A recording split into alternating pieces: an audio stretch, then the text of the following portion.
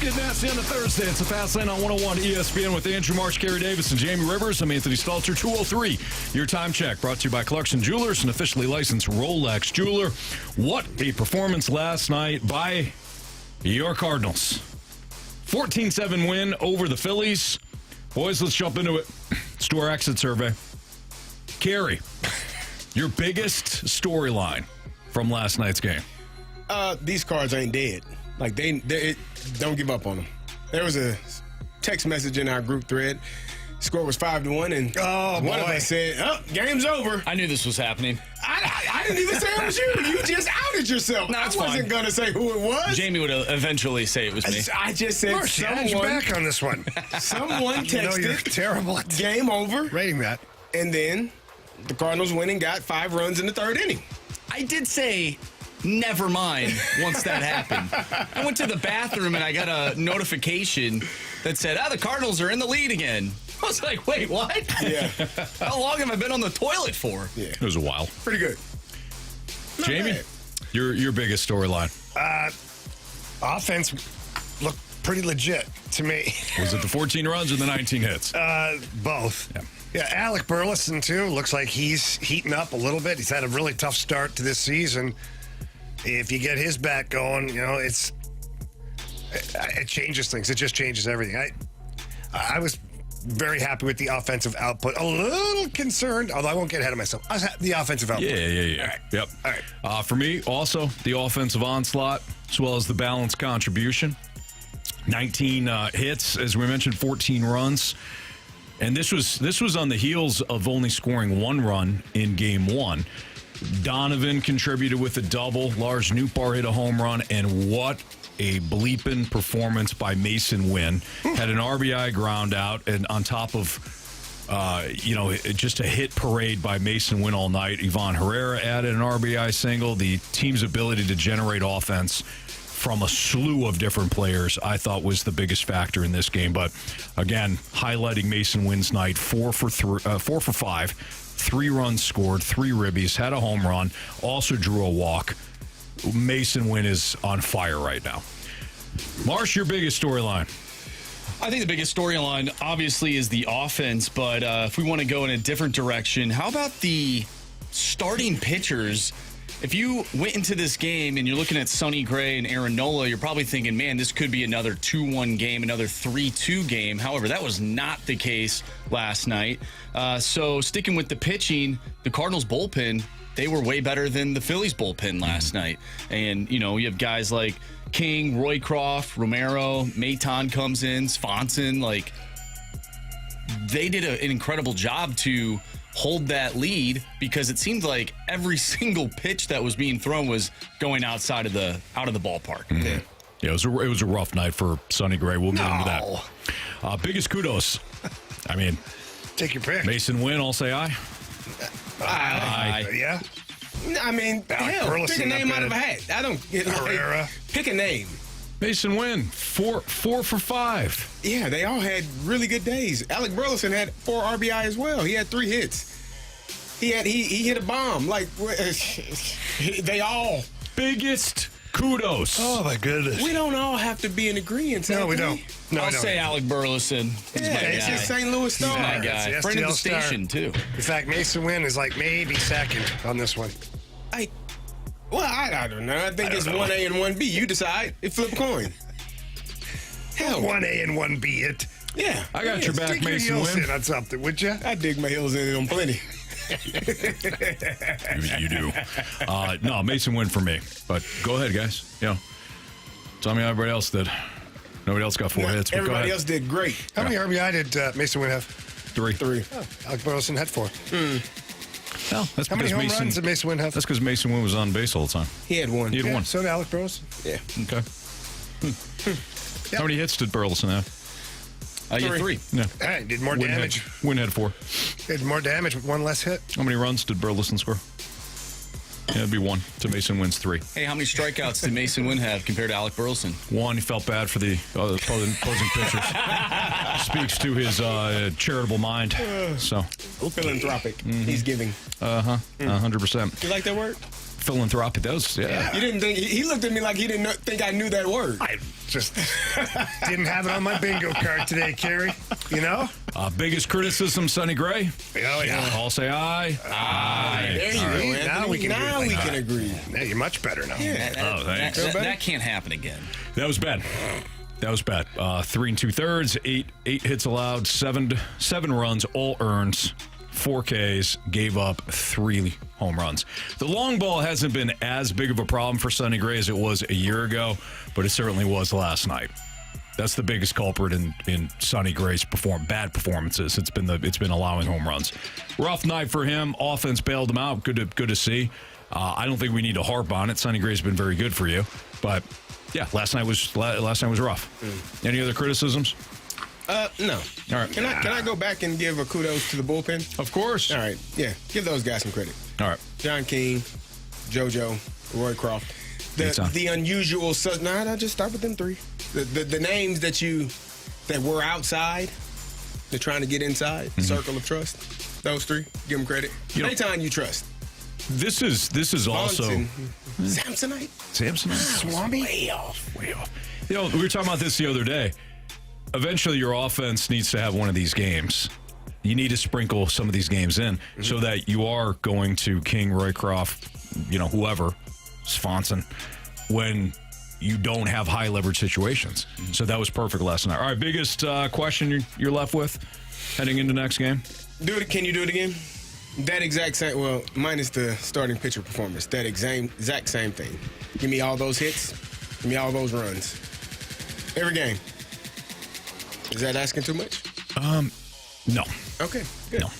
Cardinals 24-20, 1 game back, plus 31 run differential. Marsh, I want you to pose a question that you posed in the office. Yes. Because we're asking for question, right? Like, what question you left with? And I thought you asked a pretty good one. My biggest question is this team, is this lineup better without Jordan Walker in it? Oh, there it is.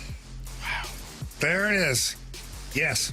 Wow. At least right now. I mean, it is right now. Wow. I think Jordan Walker would say it is right now. If you had truth serum. So you want to trade him? I don't think you have to trade him. Sit him on the bench? You may have to. Why? Trade him. Because Burleson. If you're not going to play him, trade him. Because Burleson's playing better right now. If you're not going to play him, trade him. Okay, Kerry, come on. I'm saying, what's the point? That's very... Nah. No. Nah. That's a little too black and white. Well, there's a lot of gray area. Okay? I don't know where you like to live. We live in the gray area. I'm black and white. I'm either or. I don't think you have to either trade let him him. play or you trade him. No. Yeah, sit him on the bench. Yeah, send him back to the minors. It's a dumbass idea. I didn't say send him back to the I'm minors. just telling you for anybody that said it. Trade him. Are you scared? Are you scared now? Oh, what about Randy Rosarena? You scared? Huh? Who are you talking to? I'm talking to anybody that's listening. To trade him then. He's struggling. I don't think you have to trade him. Make the damn trade. For what? You're overblowing this. You scared? Get him out of here. If you Trade don't him want for what? Whatever, huh? We're gonna trade him. We're gonna trade him when his value is low. You gonna sit him on the bench? Yes. He's gonna get higher sitting on the bench? Maybe he'll collect his thoughts. And if Burleson stays hot, then you send him down. Oh, why don't you just trade him? Kerry went out on a high yesterday. They put him in the game. He didn't even get a base hit. Everybody got a hit yesterday. He did score a run. They kept him on the bench. You don't think he needed to get a hit yesterday? Everybody. Nola was like, hey, you get a hit. You get a hit. You get it. You want a home run? You can have one. Nolan went 1 for 6. You can get one. He did get a hit, though. He did. See what I'm saying? Did get a hit. There you go. Okay. Trade him. Trade. You don't want him? Trade him. Trade everybody, Kerry. No. That's kind of your stance here recently. I like your passion, but You guys don't want him. I never said that. Nobody said No, you that. said that. Never just said lining that. up better. Is the team better without him? Sure. Trade him. Right now, they're better. They're better with Alec Trade Burleson him. in the Did you not lineup. get sleep last night? I did. I just told him He that. didn't. He's cranky. I knew it. Yeah. I knew it. I'm looking over at Kerry, and he's got squirrely look in his eye, bloodshot eyes. I thought it was something else at first. Then I was like, okay. Yeah, no, he didn't. He admitted He it. had no sleep. Right when he sat down, he said, Hey, I'm tired. that's not our fault. Nah, it's not. But I'm a little ornery today. Man, Yeah. Trade him. zany. That's what you said. All right, what is the ideal lineup for the Cardinals right now? No Jordan Walker, according to Carey. Well, it might not be according to anybody, but I don't think we need to trade the guy. According to you all. Okay. What the hell's he We'll get talking into it next on 101 ESPN.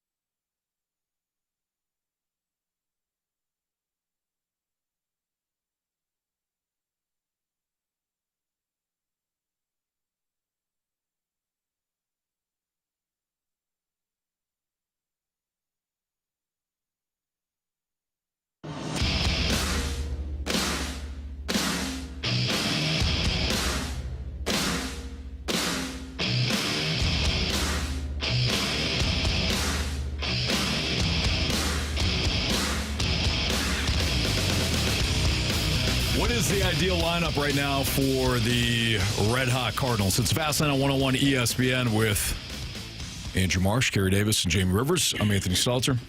I mean, I think, guys, that the most ideal lineup really is the one that they're producing right now. I think the biggest question is, what do you do with a struggling Jordan Walker that did have some success in Game 1 yesterday, driving in the Cardinals' lone run. Did not start in the Game 2. But Alec Burleson, with the way he's hitting, does your best lineup right now consist of Alec Burleson being in the lineup? I think it has to be. I really do. Now, the only other question I would ask about this is, so Herrera was catching, and we saw, again, that the Phillies preyed on him. Right. As soon as they got on first base, they took second. But you need his bat in the lineup. 3 for 5 again. I mean, the guy's on fire all season long. Yep. So Contreras, he's been good offensively for the Cardinals for almost all season. He had a little dry spell to start the year, but since then he's been very good. Mm-hmm. So where do you put everybody? So Burleson, right field, fine. He's in instead of Jordan Walker right now. We're not trading him yet, CD, even though you want to. No. He's in instead of Walker right now at right field. But then your problem then lies in the fact that you're still struggling at times to have Herrera and Contreras in the same lineup. I think Herrera has got to be your DH. I think he's your DH. It's what I said when he first came back. I don't think there's any need to really have him catching. Now, how is he going to develop? I don't know. I don't know if he'll ever develop into a starting catcher. But to your point, Jamie, that is one less spot that you can fill with somebody else that maybe you want to develop. Somebody like Gorman, somebody like Jordan Walker.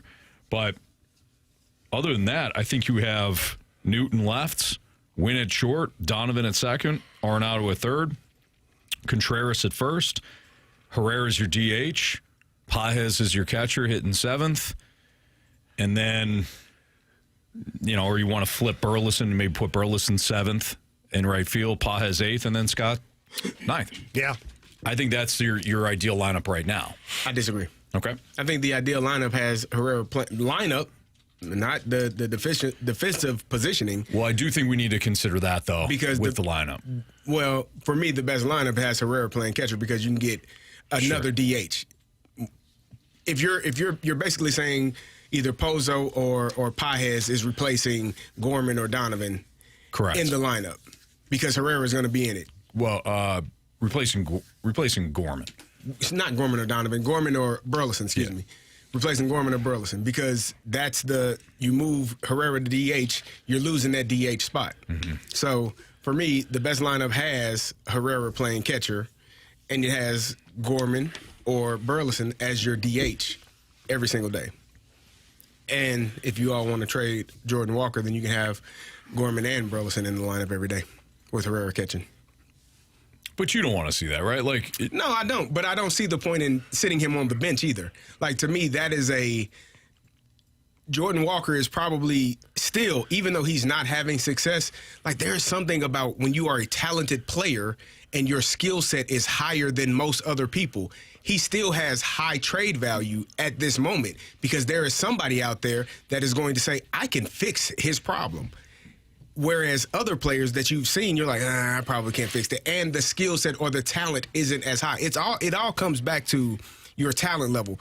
The more talent you have, the more people will be willing to put up with you or put up with the things that you're not able to do in this moment. I mentioned it a couple of weeks ago. You all thought I was crazy when I mentioned it. Certain people, have certain looks. They get away with a little bit more, right? When you're an attractive woman, whoa, I'm just saying, people put up with a little bit more. Just how it goes. It's life. So when you're an extremely talented player, people deal with a little bit more. So if you're going to sit him on the bench, that is pointless. You shouldn't sit him on the bench. You shouldn't send him back to Memphis. You should trade him. If you don't think he's enough to be in the lineup to have the success that you need, then trade him. And get something because you will still get a lot for him because he is extremely talented. Look at how long it took him, how quickly he was able to transition himself into a really good right fielder because he worked at it, because he practiced it. The same thing can be said about him hitting. If you don't think he's talented enough for your lineup, then you should trade him and get something back. What would you do?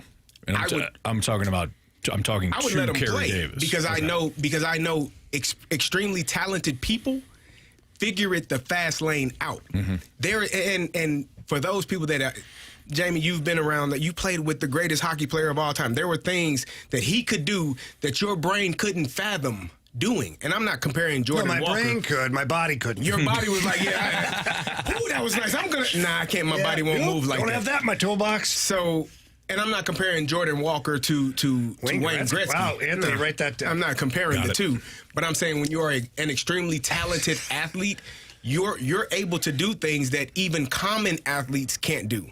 And then common people have no way in hell that they would be able to do. Can I just ask you a quick question? Sure. And it's just because I'm sitting here wondering, do we know for sure Jordan Walker's that talented? We don't. But how do you know unless you give him a chance? That you're basing your opinion on Do we know the that fact he's extremely talented? Yes. Yes. We know that he's gifted. Hang on. Let me reword it. I posed it wrong. Do we know he's that talented at the major league level?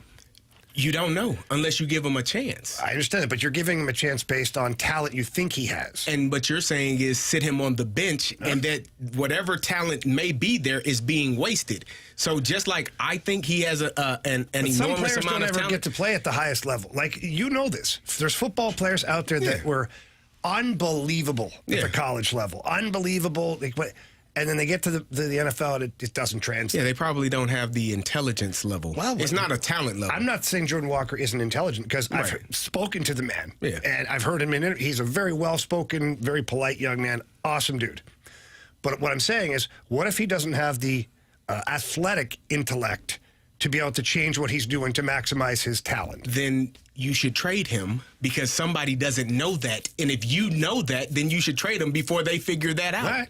But okay. If you know that he's not what you think he can, if you don't think he can get, there's somebody out there that does think they can fix him. So you should trade him. Sitting him on the bench is a waste of space. It's a waste of time for him. It's a waste of time for your team. You're missing out on a piece that could help you in the future. If you don't see a space or a spot for him in this lineup, in this team that 3 weeks ago we weren't even talking about, potentially being number one in the division, we were talking about, we got to get the young guys opportunities. If you don't see him having a spot on this roster, there are teams that see a spot for him on their roster, and they would give you something of worth in return for him. Okay. That's all I'm saying. I don't think the answer is trading him. I don't think he should be traded, nor do I think he should be sitting on the bench. I'm also not feeling extremely confident that he's this great talent that's just lying in the weeds. I don't know. Sometimes players have all this talent. We think they do, but they don't. And that becomes a problem. But I don't know yet, because he is so young. Marsh, we received a text in the break on this that might add to this conversation. Yeah, we get a text from the 314. Walker delivered the only RBI with a hit in the first game yesterday. He's playing a great right field. Platoon him. I think you can platoon him right now. Burleson is also somebody that, while not as young as Walker, it's not like they're choosing to play some 10-year veteran over Walker. I think that'd be a bigger issue. So it would be. If they were to platoon Walker and Burleson for a little bit, I'd be fine with that. I get Carey's point in that if you don't give him the opportunities, don't give him the runway, eventually you're going to run into a situation where you're holding on to him, and then all of a sudden the stock is dead. Mm-hmm. So we're not anywhere close to that, but that's what happened with Dylan Carlson, in my opinion. And he isn't good. No. And you could have. But again, he ended up not being the player that they thought he was. He had all this talent, switch hitter, all this stuff. Oh my gosh, cold dead hands, right? And now he was sitting out there on the market. Nobody wanted him at first, not for what he thought he was going to get. Right. So that's my point in the Jordan Walker thing is, you just had Dylan Carlson, who you thought was going to be this generational talent, and then you. And what did they do with Dylan Carlson? Sat him on the bench. They didn't. No, Kerry, they played the hell out of him until he gave them no choice but to put him on the bench. He was injured too. He was injured, and they didn't. When he was, I think he was third in Rookie of the Year? Was it third or second or third of Rookie of the Year? I can't remember. Either way, he was hitting cleanup for them in their wild card game against the Dodgers. At one point, he was a highly touted athlete, and they thought that he was going to be the next coming. That's exactly what And there's a about. point where you see a player every day When you see him every day, you're like, oh, man, he ain't got it. You know he doesn't, but everybody outside doesn't. So what you do in that moment, that's when you trade him. Because you should be able to evaluate whether this player is going to project to be an everyday player, a bench player. This guy can't even get on the field for me. Like, you know, that you watch players every day. You know who are the guys that are good and you've played against guys that people say, man, that guy is a baller. He's terrible. I just think what all roads for this conversation, all roads lead back to the Randy Arozarena moment. I really believe they do. And I think that that's really affected John Mozeliak's thinking from that moment when he made that trade. And then Arozarena went on to have massive fame quickly, playoff run, all this stuff. And everybody questioned the Cardinals and told them you got rid of him too early or you gave up on him too early. And I think that has been a detriment to the Cardinals in how they evaluate their own inner talent. So like you said, they might sit there and go, Dylan Carlson, I don't really know if he's got it, but what if we trade him to whomever? And then the Randy Arozarena. I think that is a bigger problem for the Cardinals than anything else we're talking about. Well, Jordan Walker's super young. Like, he's still very young. I don't think they should trade him by any means.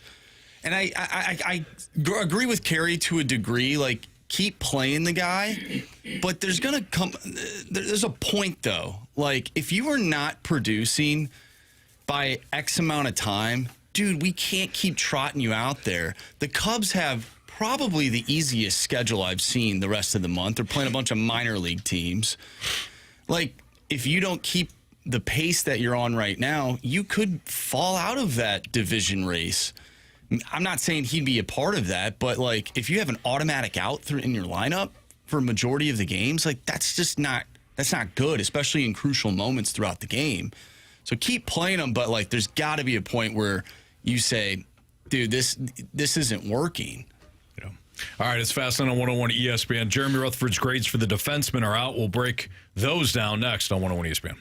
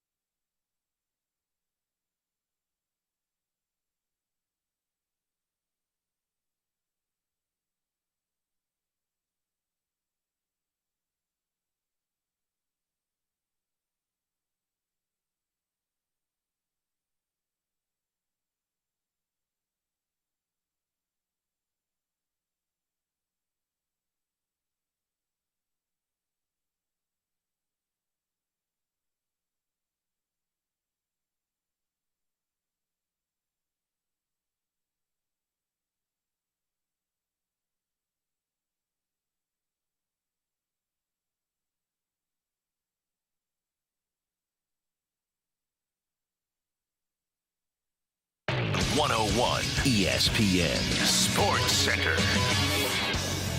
I'm Andrew Marsh. It's time for a Sports Center update driven by Johnny Londoff Chevrolet and Johnny Londoff Autoplex. We just got done talking about your St. Louis Cardinals. They defeat the Philadelphia Phillies in Game 2 of yesterday's doubleheader. 14-7 was the final. We'll see if the Cardinals can start another winning streak. They're off today. However, they'll take on the Kansas City Royals tomorrow in KC.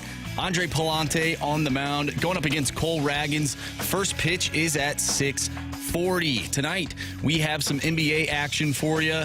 Game 6 between the Nuggets and the Thunder. Pregame starts at 7 with the tip-off at 7:30. Jeremy Rutherford came out with more grades for your St. Louis Blues, and we'll see if Jamie likes these grades. We'll discuss it next right here in the Fast Lane. I'm Andrew Marsh, and the Sports Center update is driven by Johnny Londoff Chevrolet and Johnny Londoff Autoplex. See them at londoff.com. Chevy, together we drive. Are you kidding me?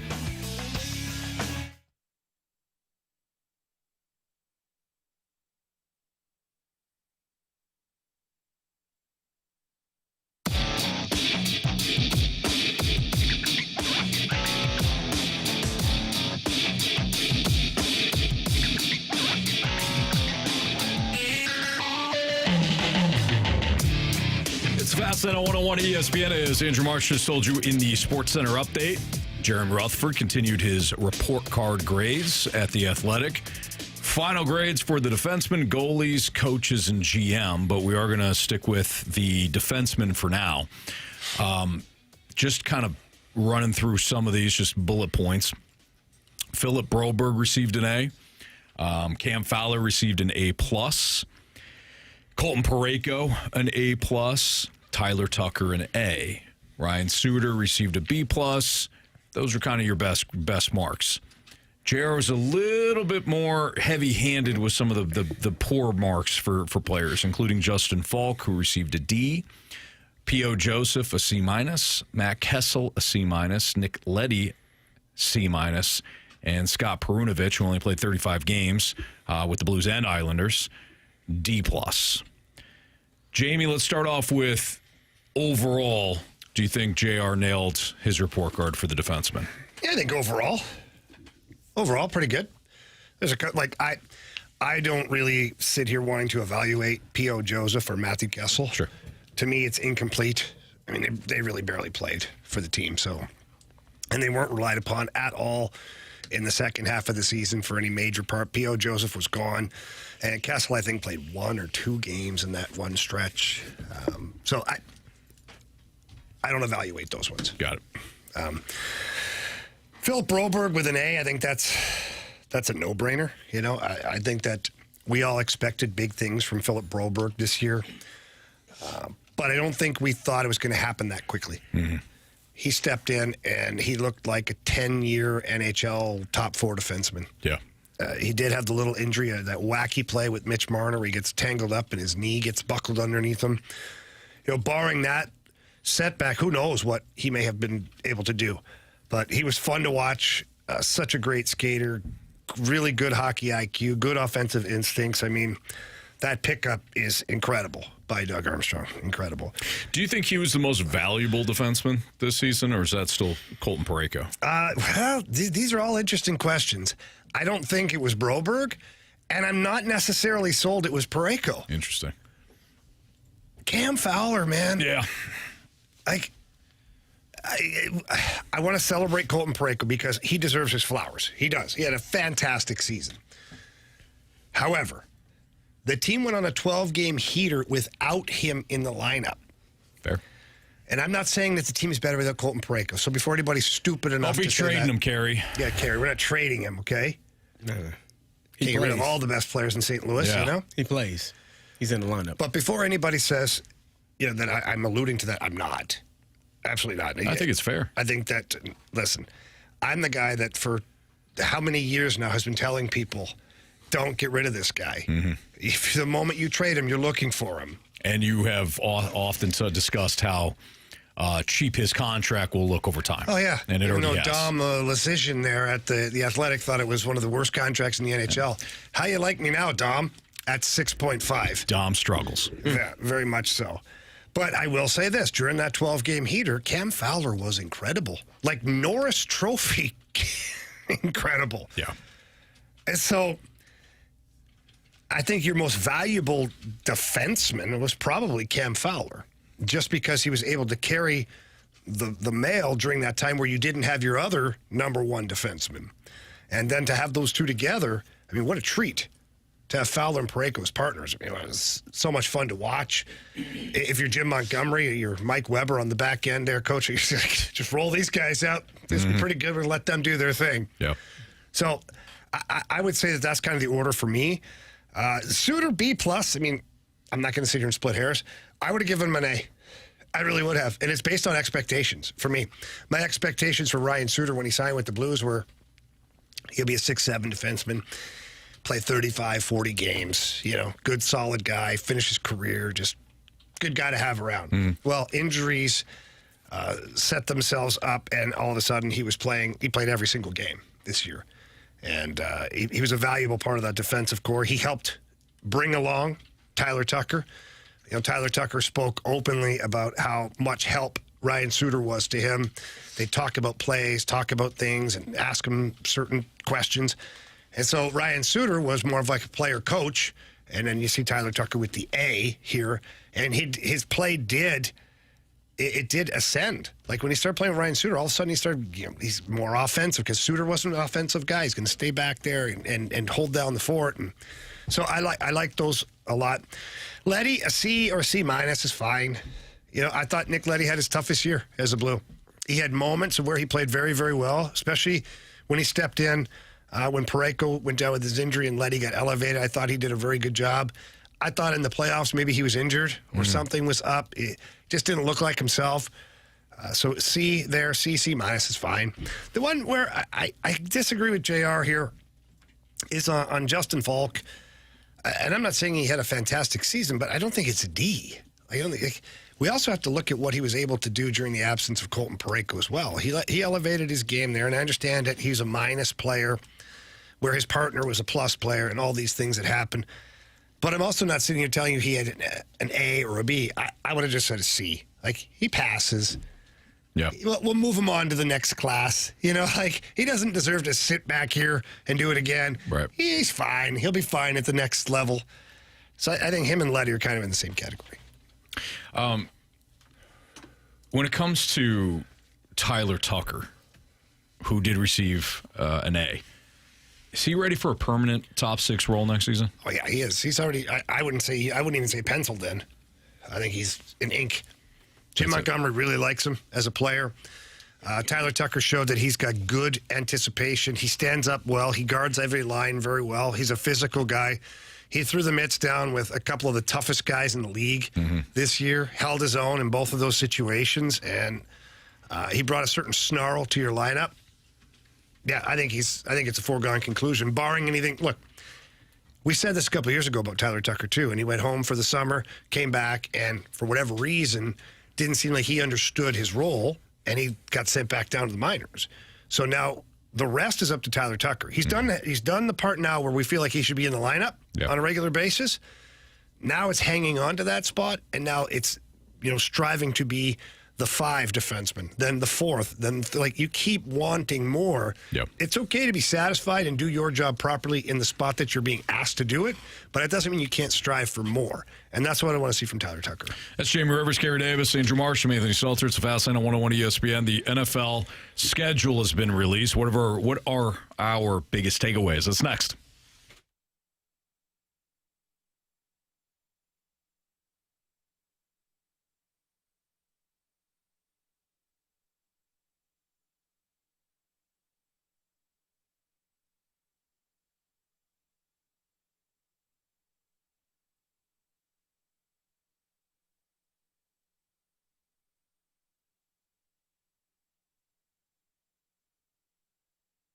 Hey, it's Kerry Davis, and when it comes to your home, you want something that lasts, not just the fancy gimmicks, solid work that'll stand the test of time. And Window Nation has that. They have been St. Louis's trusted window pros for years, providing reliable, durable windows built to keep your home secure and comfortable. They understand what matters most, and that is home security, insulation, and comfort. Their windows are built to keep your home warm in the winter and cool in the summer and secure all year round. And right now, Window Nation's semi-annual sale is back. Help keep your house cool all this May with windows from Window Nation. Right now, you can get 60% off and a free entry door when you buy a house full of windows. 0 down, 0 interest, no payments for 2 years. Pay nothing until 2027 and get 2 free Cardinal tickets when you replace all of your windows in your home. And those windows can be installed in 1 day or less. Just visit them right now at 866-90Nation or go online at windownation.com. Again, that's 60% off of all windows, free entry door when you buy a house of windows, 0 down, 0 interest, no payments for 2 years, and pay nothing until 2027.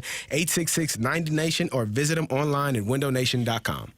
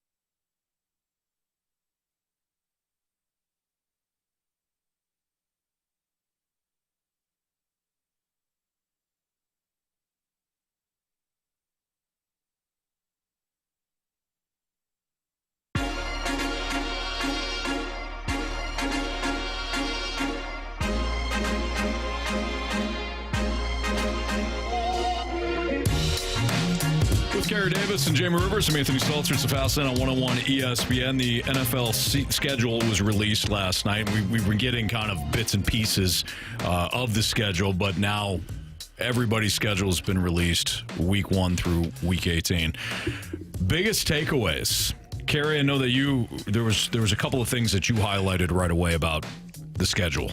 Yeah, week one, I thought having Ben Johnson playing on Monday night, his Chicago Bears playing on Monday night, I thought that was very, very intriguing. Week two, you got the Super Bowl rematch with the Eagles and the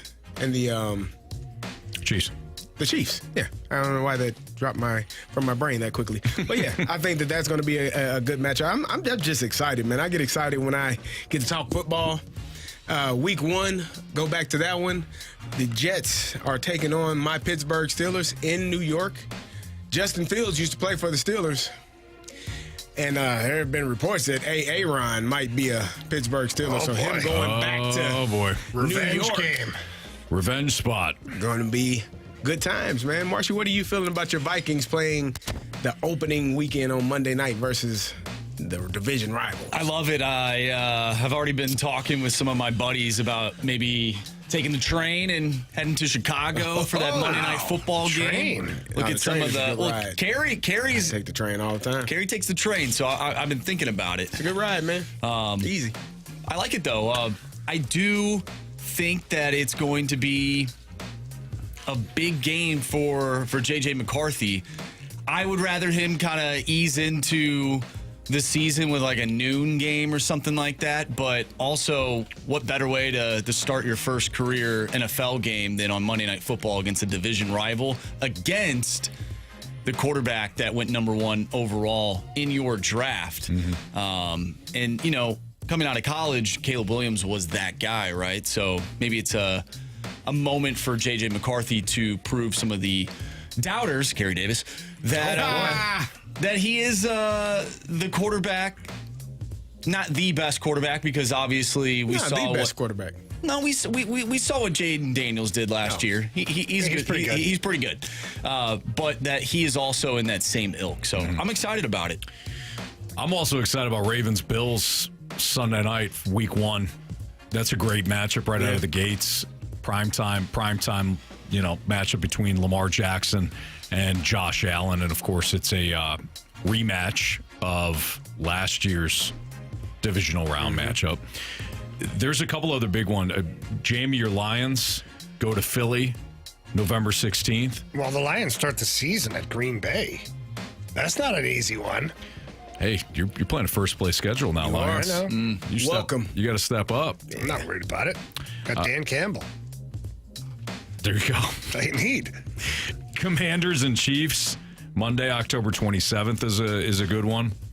I'm also kind of interested in that Caleb Williams, Jaden Daniels matchup, We saw which that is last October year. 13th. Oh, that's right. That's the rematch. Yeah, the rematch of the Hail Mary. Yeah. Yeah, wow. The Bears season went down in a downward spiral after that game because they were actually playing decent football at that time. Yeah. And I'm also, it's interesting that you mentioned that because you're right. The Bears went sideways and almost like the Commanders took off from there. Because we were wondering, all right, is this Commanders team, are they legit? Can they continue to do what they're doing? I remember having conversations like, I love Jaden Daniels, but that defense is going to wilt.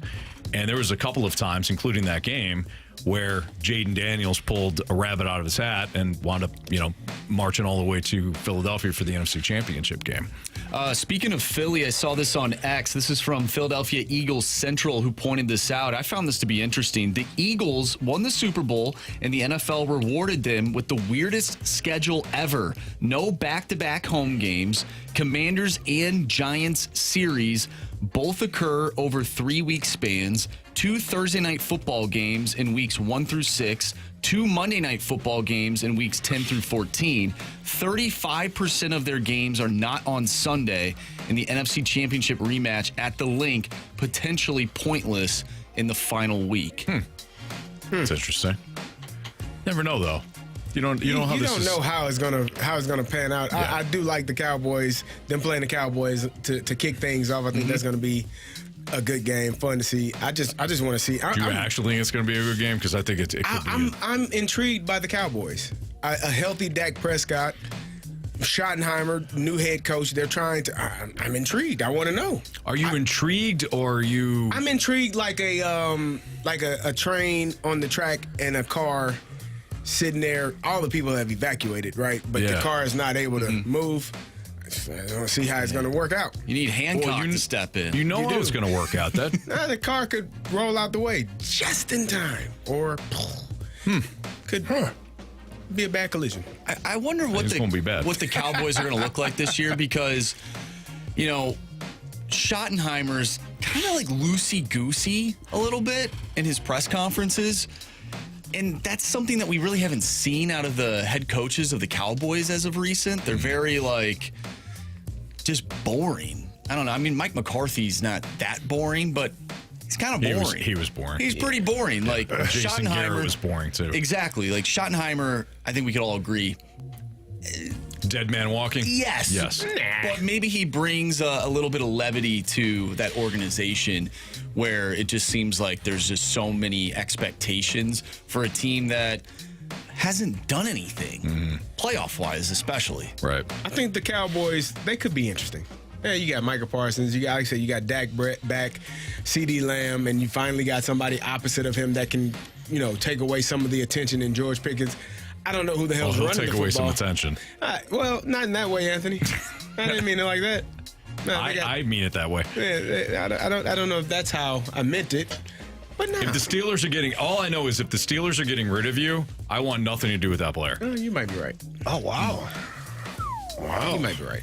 Antonio Brown, anybody? Yeah, I mean, Chase Claypool, anybody? Give me. You got any more? Deontay Johnson, anybody? Okay. All right. What are you saying? There's a theme Freaking here? Panthers are like, no. Are you saying there's a theme? Yeah. Yeah, you're right. what do you The guys Steelers don't want you. What do you think of all the international games this year? It seems like there's a lot more than there typically has been. The only thing I like about the international games is the same thing Kerry brought up the other day, which is as soon as you wake up, it's football time. Yeah. I love those early start times. I'm going to be up anyways. Kids are going to get me up, so might as well sit down and have a football game to watch. And then you just get a little bit, you're going to get about 15 minutes or so, then boom, you got all the other games starting. Time to go. Yep. It's go time. And are the matchups always good? No, of course not, but it's football. I'm into it. I love it. I hope the fields are, not slippery. Yeah, that'd be nice. That's the It'd frustrating be nice thing. if fans could wear the colors of their teams. That would too. be nice, too. Yeah, without fearing for their Be lives. safe. I looked at the schedule this year, and for some reason, in this maybe just like an eye test thing, but it seems like the matchups feel better. I don't. Is it because the teams are getting better throughout the league? I think that goes hand in hand with what we talked about the other day. I think the quarterback play is better league-wide, or it's more interesting. Like, we don't know what Caleb Williams is. Like the storylines themselves Exactly. are interesting heading into said matchup. Is Caleb Williams a bona fide franchise quarterback? We don't know. We'll know this year. We'll know it. We'll have an idea. But he's at least intriguing. Even some of the more downtrodden situations. Look at Carolina. Bryce Young in the second half last year was outstanding under Dave Canales. So even those teams are interesting. And I think you're going to get a little bit more surprises. Some more surprises now. Bo Nix last year. I mean, the younger quarterbacks were more intriguing a season ago. Are the Saints the last place team in the NFL? Yeah. Who's Them or the Browns. Okay, yeah. I don't disagree with that. And if Cam Ward's a disaster, the Titans. But I don't I'm think Cam intrigued Ward's... to see how that plays out, too. Same deal. I want to see how that... I think the Giants are going to be bad, too. Oh, They yeah. got Jackson Dart. I think the They Giants are traded going to be back bad, to get too. him. They got Jackson, old Jax. Yeah. By the way, Marcia, you ready for week 2? Week 2, that's the Falcons, right? It's Sunday night, Falcons-Vikings in Minnesota. Yeah. We going? I mean, Probably not, but... I've thought so. There's another week in November that I'm thinking about going to Minnesota for the Vikings and Eagles game because Rachel's a big Eagles fan. So, but yeah, I mean, if That's you want right, to go, you Anthony, remember? I do, You yeah. berated her Anthony, for let's just an go to entire all the afternoon. games. No, it's more like... You kind of did. 7 He minutes. did. He was a real jerk. It was. You're right. It wasn't that long because they beating the hell out of them. The Eagles. Yeah, but I mean, this was after. This is when the game was basically decided, and I congratulated her. Proud of you. On her Eagles. Yeah. Did you sing the song? No, I didn't. I was very vocal in my congratulations. And you might not have Hey, congratulations on the Eagles. I hate the Eagles. I think I just can't stand them. I didn't say it to her. No, great. You did. I'm glad that they're heading to the Super Bowl. Yeah. I cannot stand. I'm going to go to the bathroom. Again, here we go. Listen, I congratulated her, and then I told you how I felt about her Eagles. I did both. Like 2 feet away. Okay, well... I thought it was funny. I was drunk when I said that. When I said that. How badly did we misjudge the Cardinals this year? I know Jamie did badly. What? He'll explain what his issue was. Next on 101 ESPN.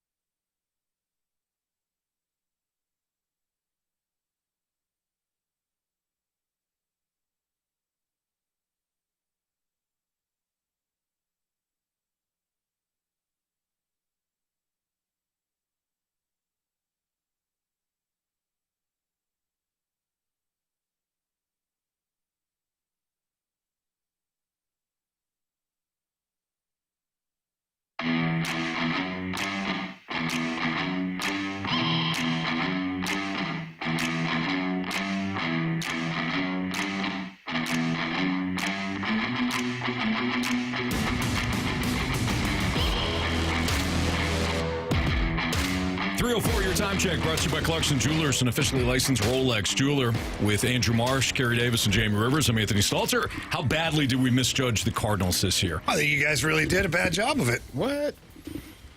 We did? You know, in our defense, all kidding aside, we did say that we could see them, we could envision them being terrible or, not that bad. And we all said it. One step further, win the division. One thing that I said, and I think we all agreed upon, was I don't see the big difference. I was from a year ago? Like at the end of last season, and when John Mozeliak came out, we realized they're not going to be. I was like, I said, and I think we all kind of agreed and knocked it around a little bit. Was like, yeah, they might actually even be better. Yeah, with the same team. Now, when they started off poorly in April, I think we all hopped back on the. These guys stink. Yeah, these guys stink. This is terrible bandwagon. So we were wrong about that. We were.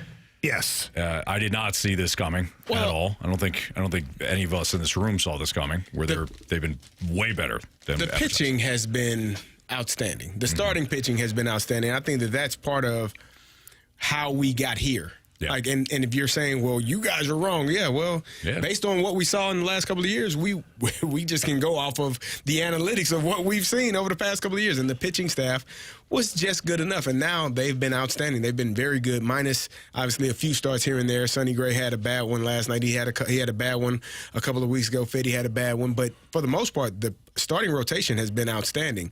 They corrected the bullpen issues that they had, and they got that figured out and know who they can trust in certain situations. And then I think the one thing that we didn't see coming was how well the offense would perform. Mm-hmm. Like, we didn't know that this team was capable of doing the things that they've done this season at the plate. Yeah. Because we hadn't seen it. Brent Brown came in. Obviously, he has a different mindset, different philosophy, how he attacks each one of his guys and how they're going to attack that pitcher. And they've been outstanding. And so I think with those things, the pitching rotation, the starting rotation, and the hitting, those were two things that we had not on our bingo card for 2025. And I'll add to that, I didn't think the defense was going to be great in certain spots. I questioned Jordan Walker's ability to make a big leap in right field. I was wrong. I questioned Wilson Contreras being able to hold down first base. Oh, yeah. I was wrong.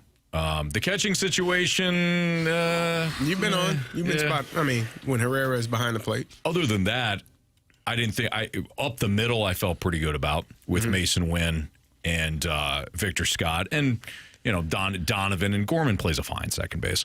So the defense in certain areas I thought was going to be a major issue. But the biggest thing that I think I misjudged was the pitching staff, and I was concerned about the bullpen, and three-fourths of the way through April, it looked like the pen was going to be a total disaster. You know what else I think we've misjudged is health. Like, you haven't had Ivan Herrera miss some time. Oh, sorry. Yeah. But Lars has been extremely healthy, right? You haven't had that issue. I know Gorman and Donovan, you had some guys miss sometimes, but it hasn't been a long extended period of time where guys have missed, and guys that you need in that lineup. Like Wilson Contreras hasn't gotten hit by a bat, thankfully. He's not behind the plate. That helps. But I think that's the other part of it, just guys staying healthy. And then when you do have a guy go down, if Brendan Donovan goes down, that means Gorman is going to get more opportunities. And that just, you have guys that are ready to kind of take over that role if somebody has to miss a game or two. Newt being healthy has been paramount. Number one, yeah.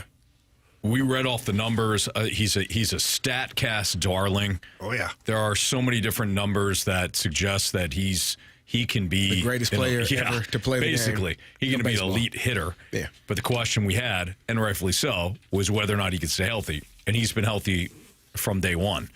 He has set the table for your offense.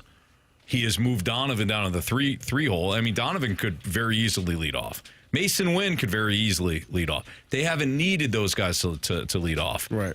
And I don't know if Mason Wynn is a prototypical two-hitter, but he's done a great job there. So Newt, has lengthened your lineup by staying healthy. Other guys can do their thing.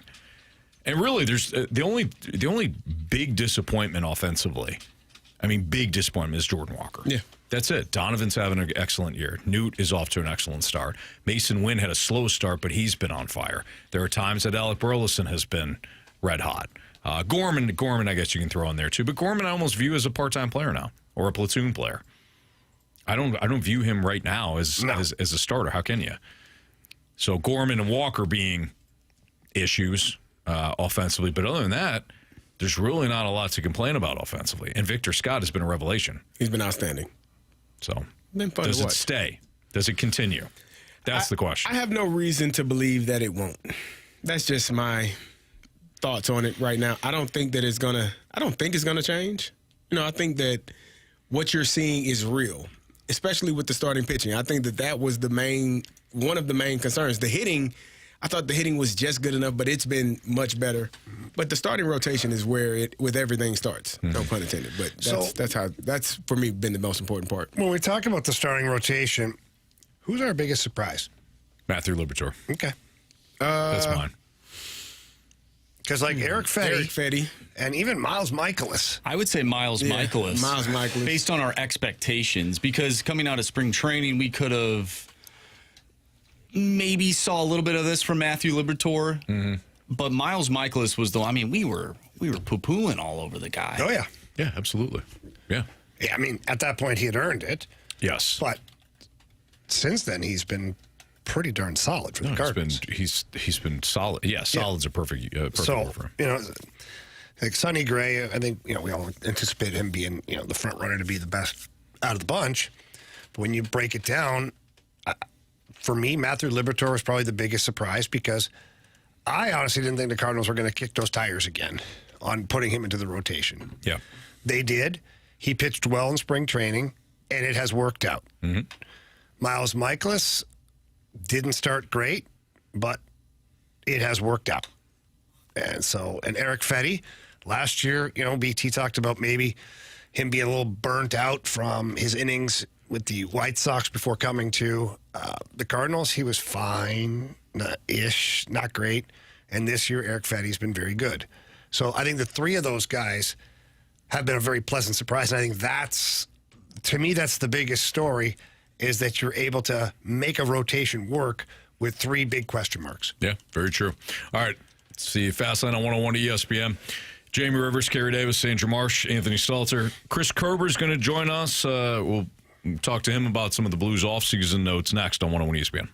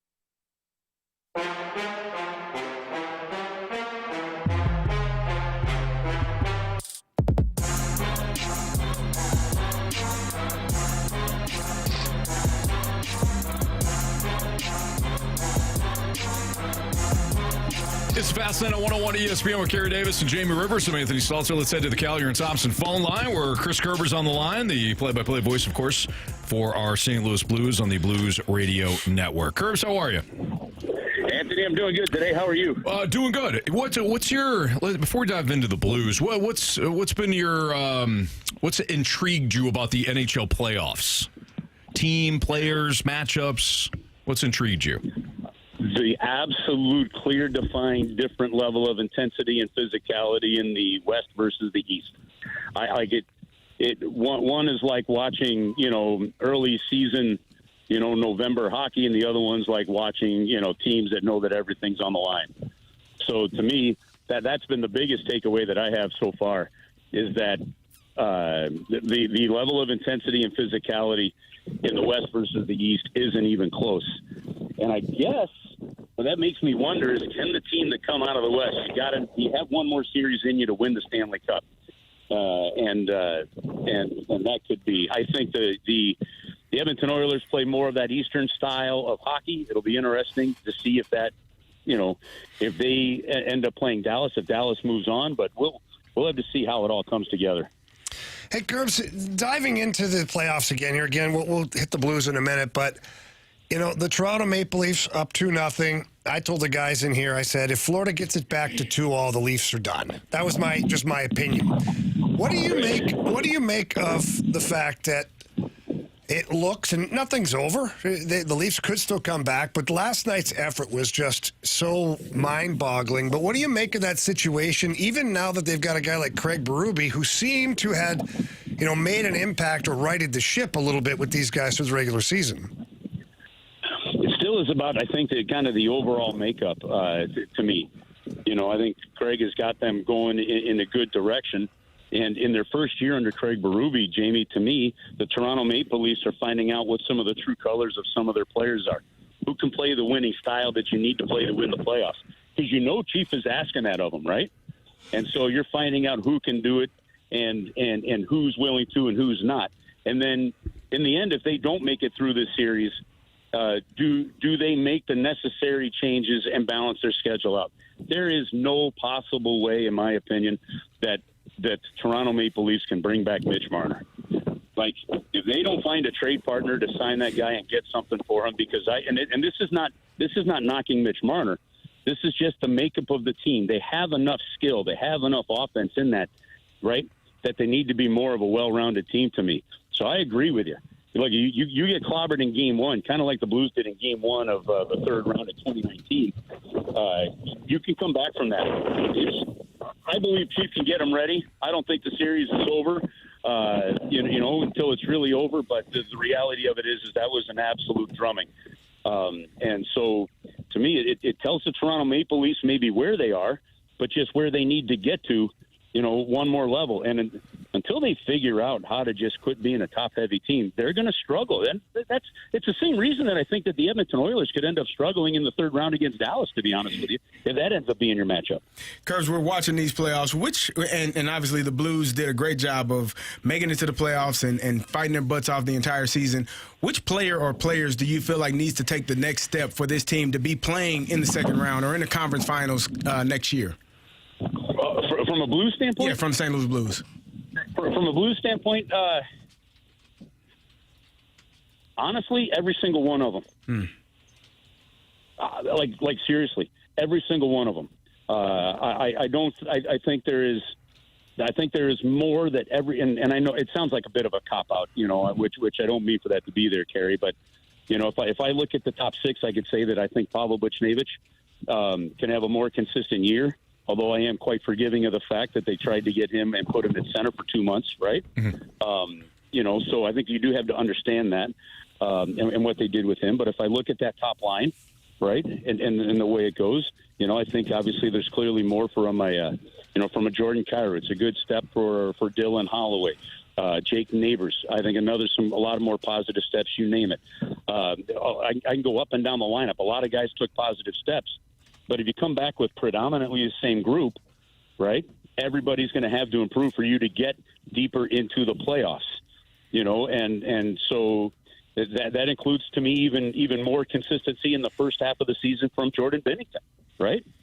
So I look top to bottom here, and I think there's a couple things the Blues can do to tweak this roster and tweak this lineup. But for me, everybody has to find a way to get a little bit better. Otherwise, you're going to have some guys get a lot better if some others don't.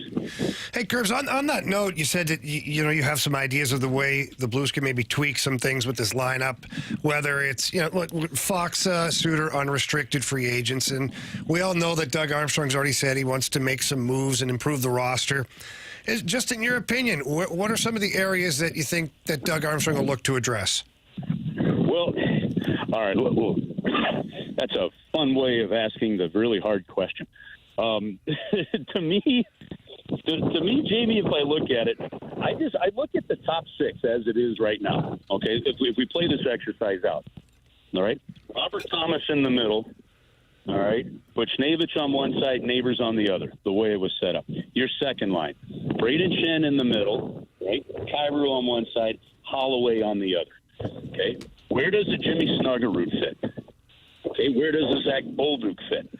If you think that two of those top six that I mentioned, right, are better third-line players on a good, deep team, then you're okay.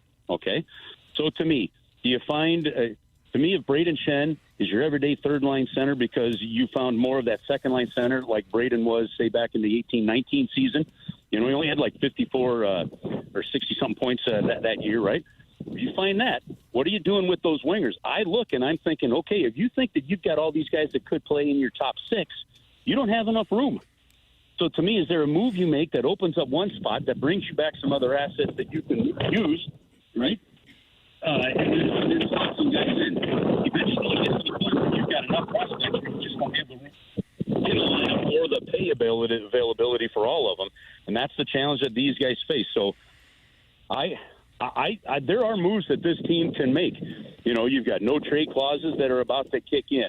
How do you view those? You've got defensemen now whose full no trade clauses now are partial ones. So, what they could not do maybe with a Falk, a Leddy, a Krug, any of those guys, right? There are now options that they have to open things up and to free things up. Look defensively right now. Do you feel that Tyler Tucker is an everyday defenseman? If it is, you got to create room for him somewhere in your lineup, right? That's how I kind of break down the possibilities of the offseason. Curbs, before we let you go, what is it about Jim Montgomery, his style, his approach, his leadership that captivated the Blues locker room, in your opinion? You know what? He brought some positivity back, and he brought some swagger back. And, it's hard to say this because, I liked our dealings with Drew Bannister and how things went with that, right?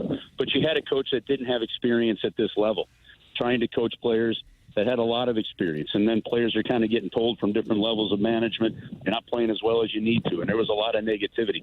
Somehow Jim Montgomery opened up an umbrella and he shielded a lot of that back out. And he did that because his pedigree, they know they have a good coach, right? And so he was allowed to then get into that locker room, and he was allowed to use that positivity to coach, to put pressure on. Pavel Buchnevich will tell you, he'll yell at you. And at the same time, he'll come over and make you laugh because he'll look at you and go, I could have made that play, right? So to me, I think bringing in the quality of coach that he did allowed kind of the shield of the locker room to be reformed, right? And allow guys to figure out how to play hockey again. And to me, that was the biggest, frankly, difference in the season. It's his person, it's who he is, it's how he wants to be, his ability to communicate, and get guys to a point where he can get them to go. And it's a tremendous skill that he's learned over the years and continues to perfect it. Curbs, good stuff. We'll talk to you again soon. Enjoy some of your off season and some of this playoff hockey that's been great. All right, guys. Have an awesome week. Talk to you next week. Thanks. That's Chris Kerber here in the Fast Line on 101 ESPN. There's a book, I think it's a book by Seth Wickersham of ESPN that highlights some of the. Sorry, that's my mic. Oh, sound like a cat dying.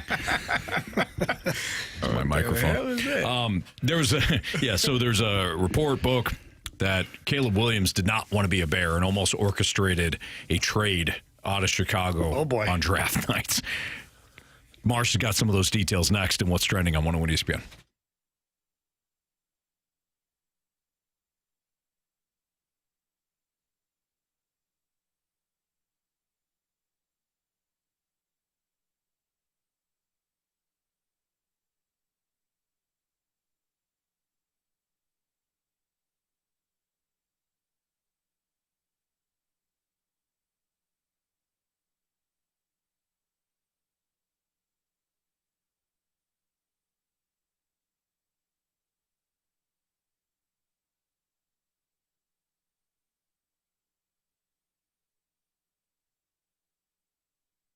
Hey, it's Kerry Davis with Scrap Mart Metals. If you're a contractor or own a business that needs recycling, my friends over at Scrap Mart Metals can help you out. They are tailor-made for your business to meet your schedule and budget. They understand that job site cleanup for contractors is often a mess, but if you set up a business account with Scrap Mart to recycle that metal, it'll be one less thing you'd have to do during cleanup. You'd be amazed at how the scrap metals add up and how it can help your business's cash flow. If you're a plumber, heating and cooling, excavator, or any type of contractor, Scrap Mart Metals recycling can make your job easier. If you own heavy equipment, it breaks down time and time again. Eventually, you're going to have to end your suffering and get rid of it. Scrap Mart will come and get it out of your way. They'll haul your equipment to one of their locations and get you a check the same day. If you want to haul it yourself, they have 3 convenient locations: Valley Park, Peevely, Jonesburg. If it's metal, they will buy it. They offer a convenient drive-on scale and have the highest payout. You will always get top dollar for your scrap metals. It is recycling made easy. Just visit them today at scrapmartmetals.com. My guy Lucas can talk to you about setting up a business account to get you rolling. Again, that's scrapmartmetals.com.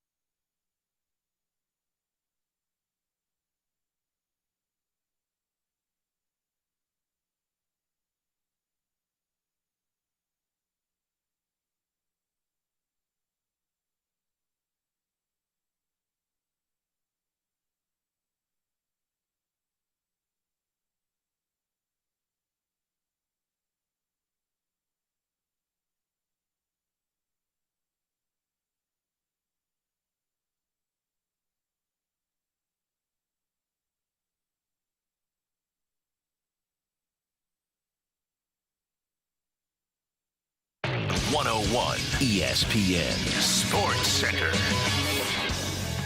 I'm Andrew Marsh. It's time for a Sports Center update brought to you by Saliga Heating and Cooling. The Cardinals are off today. They won last night by a final score of 14-7 over the Philadelphia Phillies in Game 2 of yesterday's doubleheader.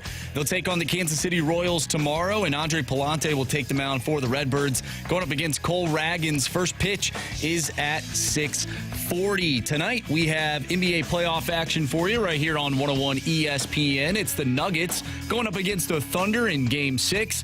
Pregame starts at 7. Tip-off is at 7:30. There's some interesting news about Caleb Williams, the Bears quarterback, and we're going to discuss that news next in What's Trending. I'm Andrew Marsh, and the Sports Center update is brought to you by Saliga Heating and Cooling, a Daikin heating and air conditioning dealer.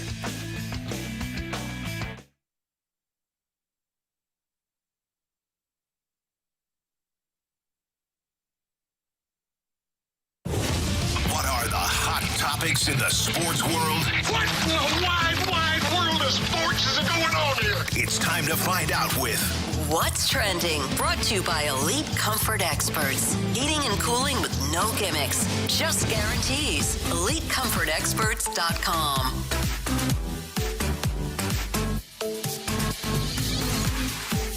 Welcome back to the Fast Lane here on 101 ESPN. What is that noise? I think that's your mic. Is it? Yeah. Plug it in. That was really weird. First off, we have a cat dying. Yeah. Now we have static shock here in the room. Cat had his tail stepped on. What the heck? Anyways, let's continue. What's going on around here? I don't know. Caleb Williams hates the Chicago Bears. Whoa! Right? Well, according to ESPN's Seth Wickersham, he reported that Caleb Williams was considering forcing a pre-draft trade from the Bears before ultimately deciding he could win in Chicago. Chicago, quote, is the place quarterbacks go to die, were the words of Caleb's father, Carl, to ESPN's Seth Wickersham. Williams reportedly desired a trade to the Vikings. Oh, But changed his mind after touring the Bears facility. Quote, I can do it for this team, Caleb reportedly what a told hero. his dad. I'm going to go to the Bears. Williams acknowledged any attempt to force a trade would require going scorched earth on the Bears and city of Chicago, a process he did not have the stomach for. Yeah, what a hero indeed. Whoa. Can't wait for the Bears fans. I mean, Chicago fans are very, forgiving. I'm sure they'll just love the first time he throws a pick six. Yeah. Especially Chicago fans. Get out of town, you bum! Chicago fans are very forgiving, especially when they feel as though that you don't appreciate their team. Correct. Their franchise. Yeah. Yeah. This is going to be great. I love the drama. They're fine. I mean, he obviously there was no issue at any point last season, so probably. Yeah, they didn't know that, though. Now they do. Can I say something real quick? This just gives me more confidence in my Minnesota Vikings that J.J. McCarthy's going to have a great year. Oh, okay. Caleb Williams wanted to go to Minnesota. He wanted to be in Minnesota. Yes, he That did. gives me a lot of confidence, Anthony. I like how you spun that. Yeah, that was good. That was a he reframed that spin rate. very well. Yeah. Loves Kevin O'Connell. Wow. And who wouldn't? Who wouldn't? That's right. Kerry, I feel like you have a different take on this. I mean, I don't blame them. The Bears have never had a 4,000-yard passer in their entire history. Mm-hmm. They've been playing football for 100 years, haven't they? Yeah. Long time. The highest passer in terms of yards is Eric Kramer. What year you think that was, Anthony? Eric Kramer, 1992. 95. Not far off. That's been a long time. It's been a while Yeah. since that was 3,800 yards. Caleb Williams threw 3,500 yards this year. They don't have a history of being great in the passing game. And so they have a history of the Bears Chicago is still living off of the 85 Bears. Yeah. That was a hell of a year, though, Kerry. 40 years ago. I remember that team. They were good. They were damn good. Yeah. 40 years Super ago. Bowl shuffle. They were Super Bowl really shuffle. good. So him not wanting to go there prior to, he's well within his right. If you're the consensus Kerry number one overall pick, defending another kid who doesn't want to be somewhere. That's all you do. I defend players. I was a player. You forgot about that? Yeah, I was a player too. And Yeah, if a guy didn't want to be on my team, I didn't want him. He wasn't on the team yet. No, he didn't want to be on the team because he didn't want to be in the city. He didn't want to be on in that organization. Yeah, I don't want him. And then he went in there and said, "Get you know him what? the fast lane out of here. It's not as bad as I thought." Yeah, I don't care. I'll stay. Yeah. You know? Bear, who I imagine is a Bears fan. Bear from the Snake Pit said, considering Seth Wickersham sounds like a moron, and if it were 100% true, he'd be stupid to believe we'd trade him within the division. There's holes here. There's an actual quote from Caleb Williams' father. Where he said he wanted to play for the Vikings. Yes. So that's... And Seth Wickersham, for what it's worth, is very reputable. He has unearthed a lot of different stories, including the one with the Patriots, in which Bill Belichick wanted to trade Tom Brady, and Papa Kraft stepped in. Yep, sitting up. Sorry. We won't be doing that. You got a text from the 636 says Chicago produced a Pope before a 4,000-yard passer. That's correct. Yeah. Tells you everything you need to know. That is very true. Very true. I don't know. I appreciate when players, even if it doesn't work out, I appreciate when players say, I'm going to be the difference. Or I want to be the difference. I agree with that. You know? I always had an issue with what John Elway did. I've always had an issue with what Eli Manning did. Did it work out for both of them? Yeah. Both guys won multiple Super Bowls, so I can go fast lane myself. But I've never liked I don't want to play for the Baltimore Colts. I'll just go to the Yankees. John Elway. But it's exactly how he sounded. And Eli's like, I don't want to play in the Chargers. I don't want to be here. I disagree. That's Eli Manning. That's his exact That's voice. how he sounds? Pretty much. Exactly. I disagree. And I like Eli now, but What do you disagree with? Because if you have a choice, you don't have a choice in where you're holding drafted. the team's hostage. You don't have a choice in where you're drafted. No. So if you know that this specific organization is the worst organization in all of the organizations, why the hell do I have to go there? Play well and get out. You granted your free agency at some point Pick and a get out. different profession. No, From the moment that kid 32 picked up- teams. That's Hang on. it. 32 teams in the NFL, and one of them wants it. From the moment that kid picked not up one a of them. football, Kerry, All of them. he want knew you. that there was a draft. There's a One of difference. them's got a ticket. From the moment he picked up a football, he knew that there was a draft and that he'd have no choice one day. If he wanted to play in the NFL, he knew one day he'd have no choice over where Eli he's going to play. and All John of them. had a choice. No, they didn't. They did. They fixed it. No, they did it. They got to go where they wanted to go. Chargers should have forced him. I would have made him go. play at least a year. Forced Just to him. piss him off. The Colts should have said, you know what? We have your rights. Go play for the Yankees if you want to. But we've got your rights. And he'd have been That's playing just for the me, but Yankees. I'm spiteful. You'd have lost out on some draft capital. Yeah, but spite wins in the end. You know it. I know it. It never wins. Yeah. Marsh, you got anything else? About Caleb Williams? No, but anything. And what's trending? Yeah, so I actually mentioned this earlier in one of the segments that we were talking about the Cardinals, and so I want to bring it up once again. The Chicago Cubs. Have you seen their upcoming schedule? The only, Marsh, I'll be honest, the only reason why I've seen it is because you texted it to the group text, Yeah. and you were really hot and bothered by it. So they have the White Sox. This is starting tomorrow. 3 against the White Sox. 3 against the Miami Marlins. Once again, they just played them. 3 against the Cincinnati Reds. 3 against the Colorado Rockies. And then they take on the Reds once again. So my question for you guys is, how important is it to the Cubs to create space in the division during this stretch? And do you expect the Cardinals to maybe lose some steam? Do the Cardinals have to keep pace with the Cubs if they want to stay in this Central Division race, given the schedule for the Cubs? Marsh, I try not to play the schedule game. I think you like playing the schedule game. I do. In most sports. You and I are exact opposite in that regard, because if you're playing poorly, as we've seen with the Cardinals, you can lose to anybody. And if you're playing very well, you can beat anybody. Again, as we've seen with the Cardinals, when the Cardinals were playing like dog crap in April, they lost the series to the Pirates. I think they lost the series to the Angels. They weren't playing well, and now that they've turned things around, they've beaten the Pirates. They've beaten the Nationals, but they've also won series against the Mets. They've won series against the now Phillies. They have beaten Paul Skeens. They've beaten Mackenzie Gore. To me, it's more about how the Cardinals are playing, less about like the Cubs' schedule, because you just don't know. You're playing like the Cubs are playing like crap. They could certainly lose to other major league teams, which would be tough for them, because I think everybody agrees the NL Central's up for grabs. Yeah. So it's the worst division in sports. Yeah. AL Central's pretty bad too. Not this year. I'd throw the AFC South or NFC South into that conversation. And ever. What? NFC South is way better now that Bryce Young's playing good, and Kirky football is where he needs to be on the bench. Who's the Saints quarterback? Me. Checking. All right, fine. Worst division in baseball. Oh, okay. You need to clarify.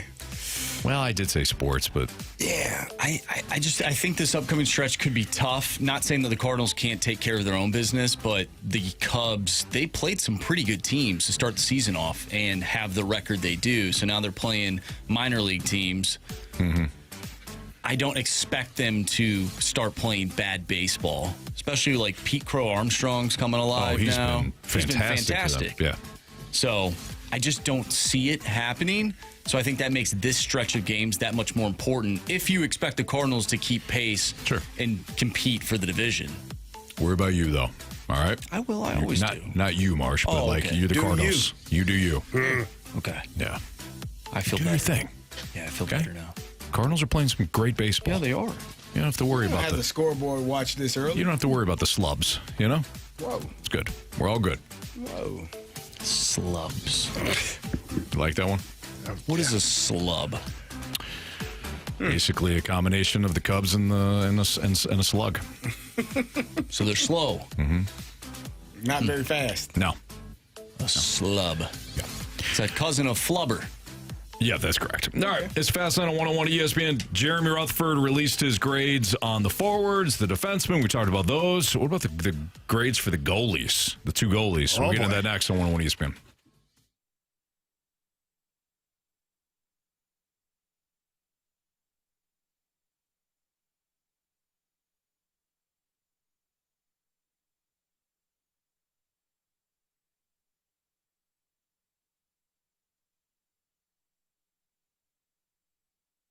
Man, they got some great deals going on right now at Auto Center Nissan Herculaneum. We're talking about no payments for 6 months on select new Nissans. No payments for 3 months. 3 months on used vehicles. A complimentary new car lifetime warranty. How about that peace of mind? I'm going to repeat that one. A complimentary new car lifetime warranty at Auto Centers Nissan Herculaneum. 30-day new car return promise. Within 30 days, if you're not completely satisfied with the vehicle or the sales experience, bring it back, refund your money, set you up with something else that maybe you will keep longer than those 30 days because you love it. And 3 oil changes included on every new Nissan. All of that is going on right now in Auto Centers Nissan's Bloom and Vroom sales event. Right off I-55 in McNutt in Herculaneum, just minutes from South County. You can find over 800 new and used vehicles all in one easy location, again, out in Herculaneum. Check them out online at autocentersnissan.com. And when you do head out there in person, tell them Stalter sent you. It's Auto Centers Nissan, where the inventory's big, the savings are bigger, and the nonsense is nowhere to be found.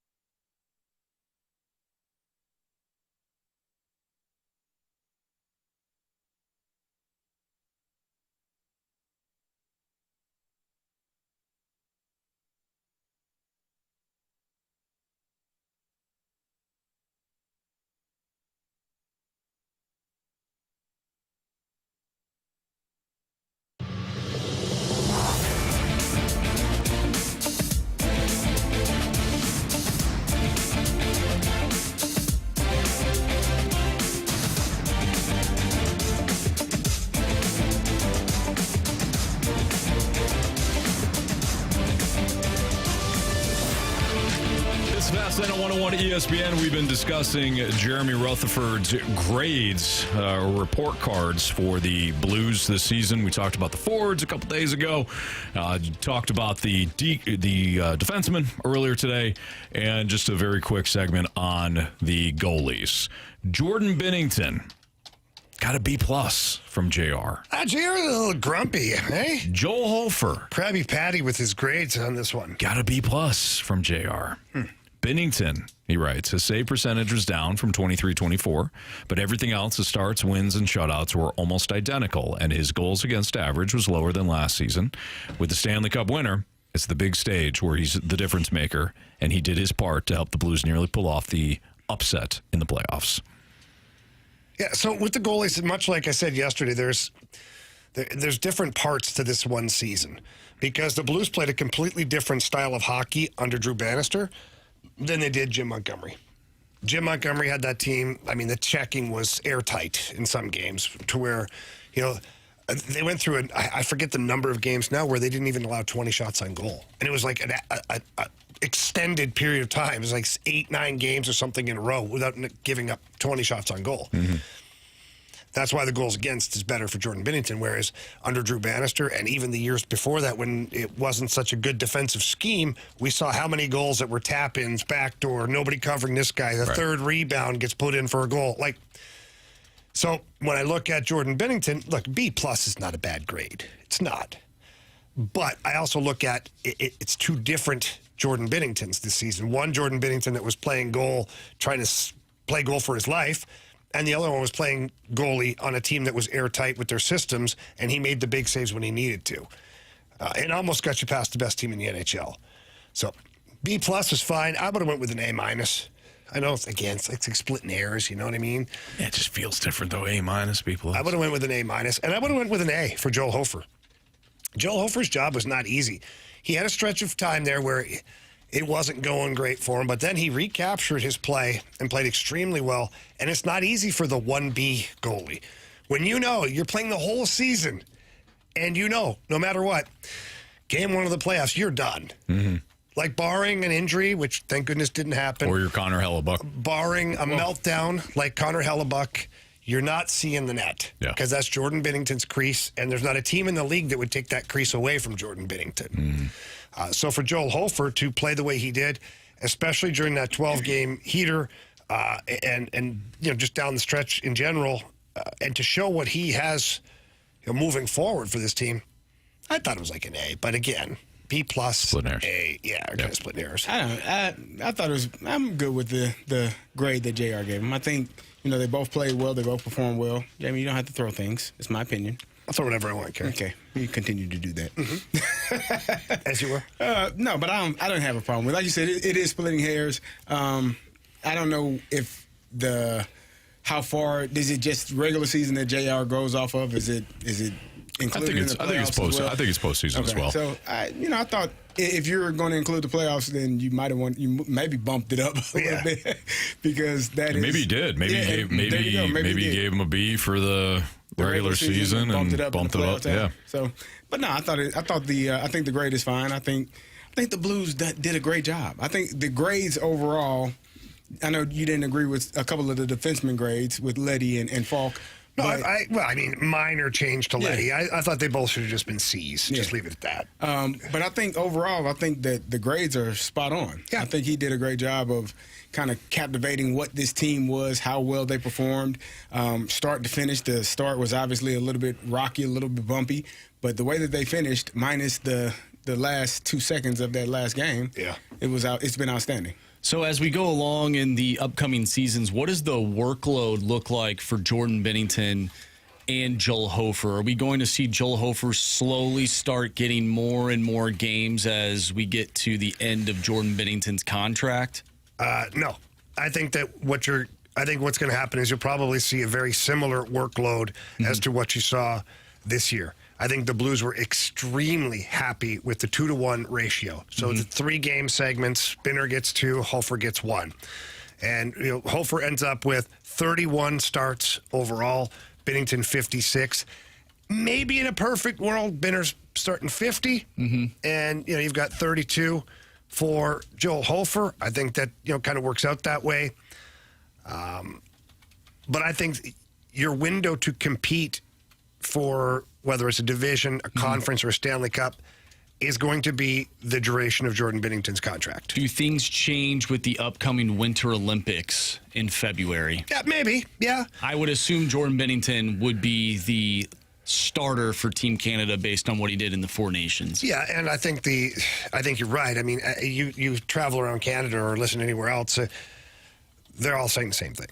Like Jordan Binnington, stood on his head. He won that championship for Team Canada, blah, blah, blah. Any doubts are gone now until next year. That's just the way it is. And the same people who are, pounding the drum that he should be the starter might be saying, the same percentage and this, I'm not sure.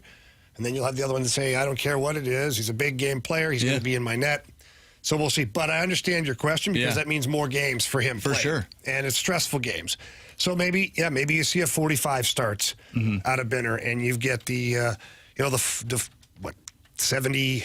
38 starts? I don't know, man. 37. Yeah. You did We got 37. math in here? Yeah, I tried hard there. You didn't tell I almost me had an aneurysm there. You didn't tell me that was part of the plan for today. I don't want to do it. I don't want to. It wasn't on the rundown. Whatever it is, you'd have the other for Joel Hofer. Yeah. It might be a smart way to do that. And it might be a smart way to set it up to where following the Olympics, Hofer gets 2 or 3 starts right away, give Binner a little chance to, recoup a little bit. Well, his stats could look completely different now because of this whole revamped defenseman or these, the defense core. Like the way that they were playing towards the end of the year, he was posting just incredible numbers. If you get that through an entire 82 games, like we could see the Jordan Binnington of the 2020 season. Well, that's kind of my point with the grades is I understand it, but moving forward, like next year, Hofer and Binnington might face, below 25 shots a game, whereas under Bannister and even before that, when you had, Craig Berube there the one season, it was 40-some shots a game, 40 to 45 shots a game. And it's like, at that point, what are you asking for out of your goalie? My goodness. Yeah.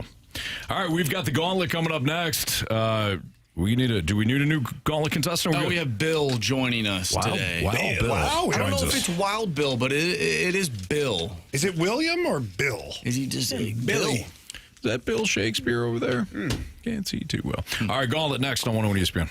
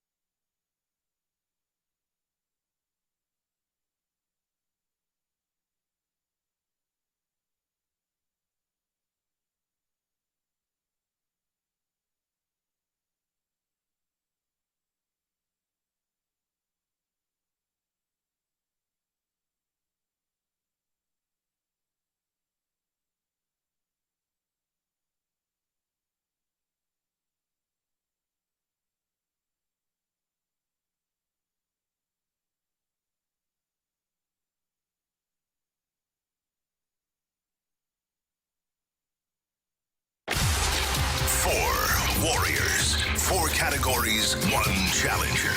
Can you survive the Gauntlet? Brought to you by Blue Note Roofing. Roofing, siding, and gutters. Visit BlueNoteRoofingSTL.com for a free inspection.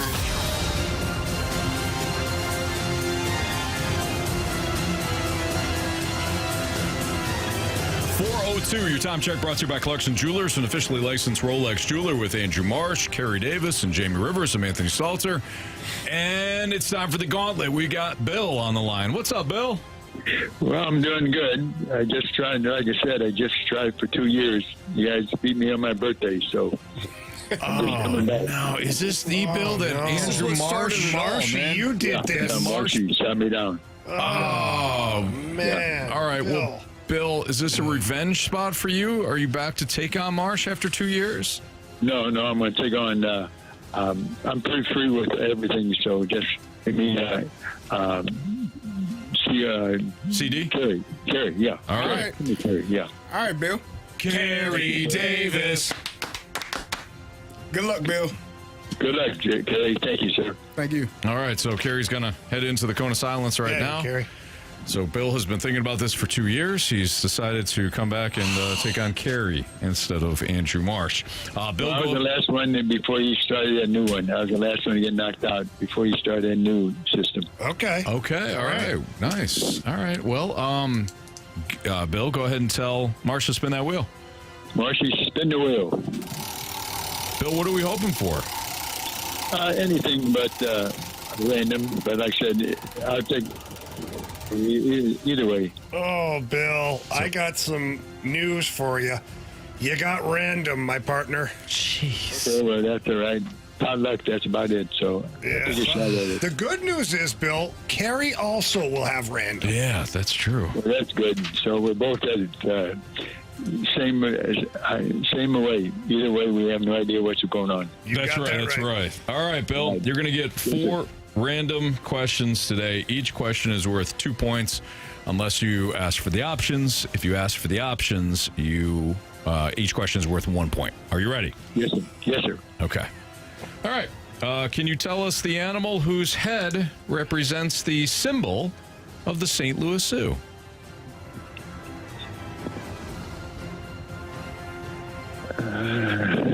Zoo. I'm thinking it's gorilla. I just say gorilla. Final answer? Yes. All right, Bill, question 2. Who appeared on the cover of the inaugural issue of People magazine? Hint, People was first published on March 4th, 1974. Okay, 74. Give me the options. All right, was it Mick Jagger, Mia Farrow, or Gloria Steinem? I think Mia Farrow. Final? Yes, sir. Thank you. Question number 3, Bill. Iconic American writer Hunter S. Thompson is most famous for a style of journalism that shares a name with what beloved Muppets character? Give me the options. Options are Animal, Ralph, or Gonzo. Ralph sounds good. Go for Ralph. Final answer? Yes, sir. I would have known this one, Jamie. That's boy, Anthony. Thank you. In the history of the NBA, Bill, only 2 players logged more playoff minutes in the first 8 years of their career than Jason Tatum. They are Larry Bird and who else? Larry Bird and okay, let's go with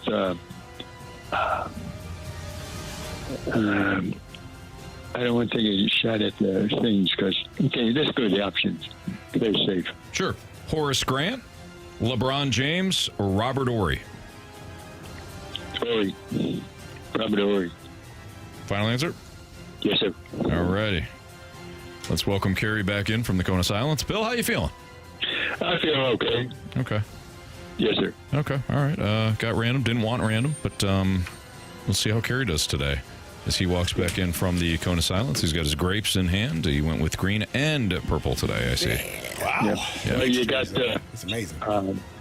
Jamie there. I just thought I wanted to ask Jamie if he got my book yet. In the Tunnel. Got my book. I sent him. Did you get the book, Jamie? In the Tunnel. Yeah, I did, actually. I actually have it on my desk right now. I haven't read it yet, Bill. I struggle sometimes with reading, but I do have it.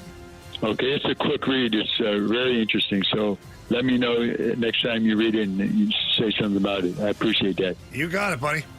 Got 580 books sold already, so wow. It's going good. Keep going. Nice. Good, excellent. All right, Bill. Thank you. Okay, let's go for it. All right. Carey's back from the cone of silence. Carey, your category today is completely random. Pack your lunch. That's awful. Pack your lunch. All right. Here we go. Carey, can you tell us the animal whose head represents the symbol of the St. Louis Zoo?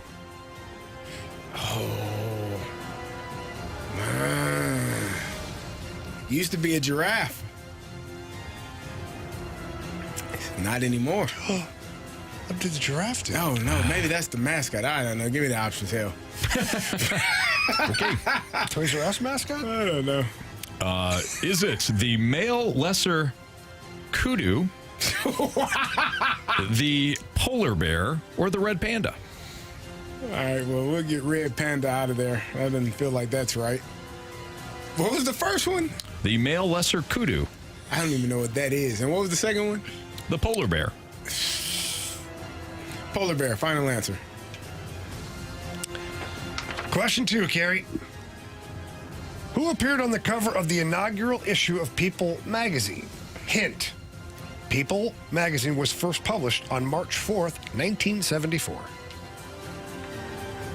Hell, is that gonna help me? I wasn't born. Well, Carey, it's a hint. At least. It didn't say, hey, this is going to help Carey Davis. Like, it's a hint. 1974. Who was important? Who was important people then?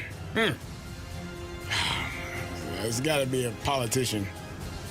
I don't know which president. It's probably a president. Options. Was it Mick Jagger, Mia Farrow, or Gloria Steinem?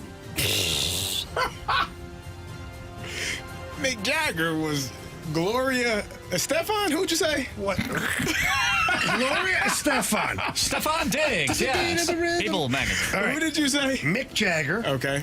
Mia Farrow, or Gloria Steinem? Gloria Steinem. I don't even know who Gloria is. Yeah, let's go Gloria. Final answer.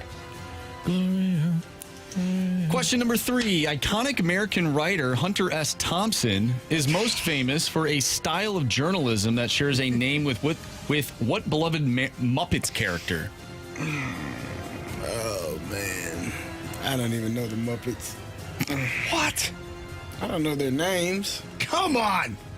You don't know Muppet? Did I tell you about my childhood? Yeah, but you didn't go outside to play. At least you should know the Muppets. I don't know any damn Muppets. I was in there with a flashlight watching circles. Can I have the options, please? Of course. Your options are Animal, Ralph, or Gonzo. Oh, I do remember the Muppets now. That is childhood. And it's a writing style? Oh, my God. Style. Animal, Gonzo, or who? Ralph. Rolf or Ralph? No, Rolf. Rolf. Ralph, sure. Ralph? No, I wasn't. Hey, spoiler it's alert. Ralph. Yeah, Ralph. Ralph. Spoiler alert. I wasn't a Muppets person either. No. There you Not go. really. See? Watch Yeah. it now. I was Ralph. more of a Sesame Street guy. There you go. Different kind of Muppet. Yeah. Let's go with Although Kermit, Kermit D. Frog. he was a Muppet baby, and then also Yeah, he did went both Sesame. ways. Yeah, he did. He Yeah. went both ways. Kermit. That's Sesame Street and the Muppets, Carey. Give me, hell, can I get the options one more time? Options are Animal, Rolf, or Ralph, and Gonzo. Animal, final answer. That's ridiculous. This is terrible. All right. Question 4. In the history of the NBA, only 2 players logged more playoff minutes in the first 8 years of their career than Jason Tatum. They are Larry Bird and who else? Only 2 players average more minutes. It's got to be LeBron. LeBron had a lot of Larry Bird. LeBron had a lot of playoff appearances. Maybe not early on in the minutes. I'm going to be so mad when I take these options. You know what? LeBron James. Final answer. Oh, that hurt. All right. Let's go over these. Bill versus Kerry Davis. Bill waited 2 years to make his return to the Gauntlet after Andrew Marsh took him behind the woodshed on his birthday. Yeah. On his birthday, Bill did it. And Bill was so nice, he sent Jamie a book. Like, one of the nicer guys ever. Thank you. Let's see how... No, Bill. Oh. We'll see how Carey did against Bill in random. Can you tell us the animal whose head represents the symbol of the St. Louis Sioux? Bill took a wild guess. He said gorilla. Unfortunately, not an option, as we know, because Carey took the options and he took the polar bear. Correct answer is... It's neither. It's the male lesser kudu. It's the male lesser kudu. Note the elegant spiraled horns. Yeah. One with the Stalter. Right. Because what the hell is that? I don't know. I was shocked that you didn't go with that one. I was too. I thought for sure he was leaning that way because he eliminated the panda, then he's like, polar bear. Right. He was almost disgusted. Seriously. All right, 0-0. Who appeared on the cover of the inaugural issue of People magazine? Here's your hint, which Carey then spat back in Jamie's face. Did he ever? People was first published on March 4th, 1974. Bill with the options went Mia Farrow. Carey with the options went Gloria Steinem. Correct answer is... It is Mia Farrow. Bill's up 1-0 on Carey. Iconic American writer Hunter S. Thompson is most famous for a style of journalism that shares a name with what beloved Muppets character? Carey with the option said animal. Bill with the option said Ralph. Correct answer is... Gonzo. It's gonzo journalism. Of course it is. Gonzo journalism. Of course it is. Yep. Packing my stuff up in my head back. NBA question, baby. Bill up Should've taken the 1-0. options. Maybe not. Bill up 1-0. Comes down to this. In the history of the NBA, only 2 players logged more playoff minutes in the first 8 years of their career than Jason Tatum. They are Larry Bird and who else? Your options. Robert Horry, who Bill selected, Horace Grant, and LeBron James. Those are your options. So Bill went with Robert Horry, took the options. Carey did not take the options. He went with LeBron. If it's LeBron, Carey wins because he did not take the options. If it's Horace Grant or Robert Horry, Bill will have waited 2 years to get his first Gauntlet victory. Bill. You have chosen wisely. Correct answer is Horace Grant. Horace Grant was the correct answer. Bill, you got a 1-0 victory over Carey. We're going to send him to the penalty box, and we're going to call you back tomorrow where you're going to take on either... no, you're going to take on me because Jamie's off and so is Marsh. So you're going to take on me tomorrow. Well, I beat you last time, so take a shot at you this time. All I right. appreciate it. Good luck to you, Kerry. And good job, I hope Bill. Jamie, hope you enjoy the book. You got it, Bill. guys. Thank you, sir. Appreciate it. See you tomorrow. Thank you. Thank you, Bill. Bill, by the way, subtly delivered about half a dozen crap sandwiches during his performance today. Yeah. To all of us. It's very subtle, very nice man. Extra crap on the last one to you. Totally. That's all right. I beat you last time. That's all right. I'll beat you again. The only thing missing was I beat you like a rented mule. I knew this was happening. Carey, can I Stuff up. add something? Sure. The day, the infamous, where is India located? I did something before the Gauntlet that you pointed out. What was that? I was so disgusted that I got random. I barely listened to the first question and then panicked. Yeah. You did the same thing today. I was so frustrated. You were when I heard so random. frustrated when you got random that you locked out. You did. You started packing You did up the your same stuff thing before I we were did. Done. Yeah. I just saw where it was going. No way in hell it's LeBron James. Why the hell will it be him? Should have It only taken the makes options. sense. You probably would have went with Robert Horry. You would have probably went with Horace Grant. I would have probably went with Horace Grant. He was the outlier. Because Robert probably Horry would played in a have. million. Yeah, Robert Horry played in a million playoff games. LeBron made too much sense. Yeah, but I know how much. I mean, I think I would have got with the options. I would have said Horace Grant just because of the long tenure that he had in the league. I would have said it because he doesn't He doesn't fit the criteria. Doesn't fit the criteria. I thought the first question was a layup based on what the Right. What's is a that male lesser thing? kudu? Yeah, what is that? A male lesser kudu. We got male lesser kudu, a polar bear, and Right. a red panda. Right. One of these isn't the same as the other. Based on the way you did it, Carey, where you eliminated the red panda because we know it's not the red I knew panda. his red panda was out of there. We know it's not a polar bear. I didn't. Clearly, we don't know. I don't. I knew it was something with horns. I didn't know what the hell it was called. It was an antelope or something, or it's got the crazy little. You know what I'm talking about, right? Yes. That's what that thing is. But I didn't know what it was called. I didn't either. All right. Well, Carrie's going to head to the cone of silence. So what is Or, it? I'm Is sorry, it an the elephant? no, it's like an it's antelope. yeah, It's like an antelope. Oh. yeah. The horns. I meant the penalty box. Yeah, the horns. I'll go back to the cone of silence. No, you're It's going to silent in there.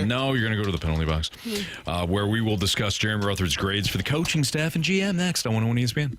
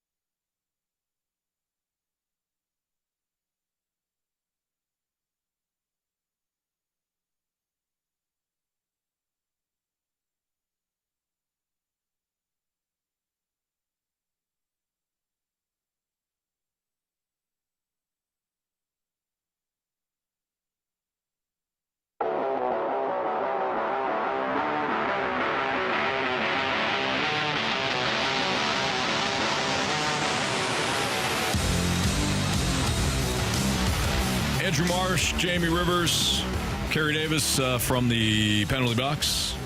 I'm Anthony Stalter. He's so mad, too. He is mad. I don't blame him. so mad. He's a competitor. Yeah, but what is he more mad at? Is he mad at that he got the questions wrong, or just that he went into it bullheaded and didn't like the category and basically threw the game? If I know Kerry, he's mostly mad at himself, but he's also pretty pissed off at the world. Or is he mad at the questions? No, I don't think he's mad at the questions. All right. Yeah, Questions are what they are. He's in with that. I think he's upset. I mean, that day that I completely embarrassed myself, I was just ticked off at myself. But somebody else has got to get it too. You know what I mean? Yeah. Like you can't, Jamie, you just can't be mad at yourself. Well, it's never my fault. Right. Yeah. Just why I just blame somebody else. Yeah, absolutely. Jeremy Rutherford has put out his report cards for The Athletic. JR does a tremendous job covering the Blues, and he's done so for about 67 years now. Wow. It looks good. Coaches, Drew Bannister, got a B-. Jim Montgomery, an A. General Manager Doug Armstrong, A+. For Army, you wrote, he took over the full-time GM duties in 2010, and one could make the case that this season was his boldest and best work. Broberg, Dylan Holloway offer sheets, hiring Montgomery, the Cam Fowler trade, removing Brandon Saad from the roster, signing Radek Faksa and Suter, and this easily could have been another non-playoff year. Take a bow, sir, is what JR writes. Well, what JR failed to add to that is also being at the top of the food chain in drafting Bolduc, Snuggerud, Dvorsky, Neighbors, Tucker, all these guys that had big roles on your team. Very true. Now, Army relies upon scouts and staff and all that. Yes, Hofer. Mm-hmm. But again, he's at the top of the food chain. So if Army wants to say, no, I'm not drafting a certain player, he can do that. Right. Go fast lane yourself is what he would say. Now, what's funny is 2 years ago, I think he got an F or a D- or something. And I get it because the team was in transition, retool, whatever, as we've nicknamed it at this point. If we stick with Army, this was an interesting year for Army because he flooded the first part of the offseason with just pieces. Like, you got Faksa, Joseph, Texier, P.O. Joseph, like Suter. And you're like, okay, there's really not one difference maker in that group. Yeah. Like he's throwing numbers at it at this point, which we thought, okay, it's still part of this retool. They're just maybe better versions of Verana and Kapanen, that kind of thing, and Hayes. Oh, Kapanen, by the way. I know. Yes. Son of. But maybe they're better versions of that, and it's going to continue to move the retool along here. What I have to give Army credit for is, well, one, he deserves all the credit for the offer sheets. That was genius. It was perfectly executed along with the players' agents and all that stuff. It was like a masterclass. But then what Army did following that was recognizing what pieces that he acquired that made sense, didn't make sense, and what else he's going to need to move the needle with this team. And that's when, he moved on from P.O. Joseph, realized that, okay, he's not going to be the difference maker. We're having trouble finding him ice time in this lineup right now. Move him back to Pittsburgh, which was good for the player. He got to play a lot more in Pittsburgh than he was going to play in St. Louis. So sometimes you do the player a favor, too, because he was a great guy. Then he brought in Cam Fowler.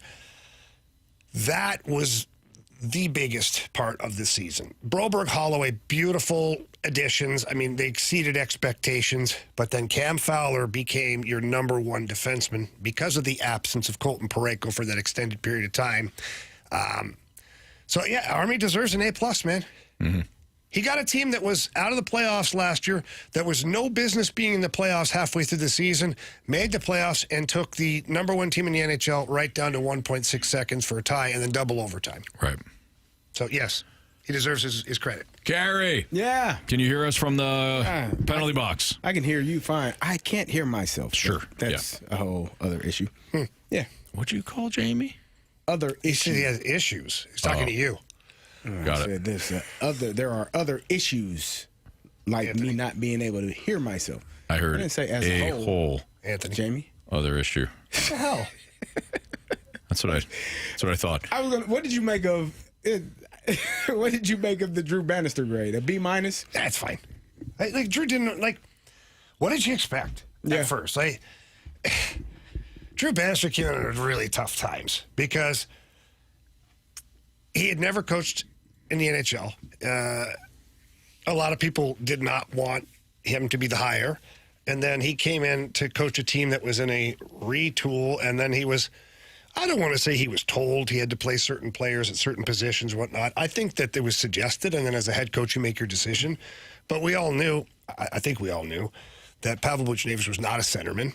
And Jim Montgomery, the very first thing he said when he got to the team in New York City that one day is, yeah, Buch is not a centerman. And he won't be.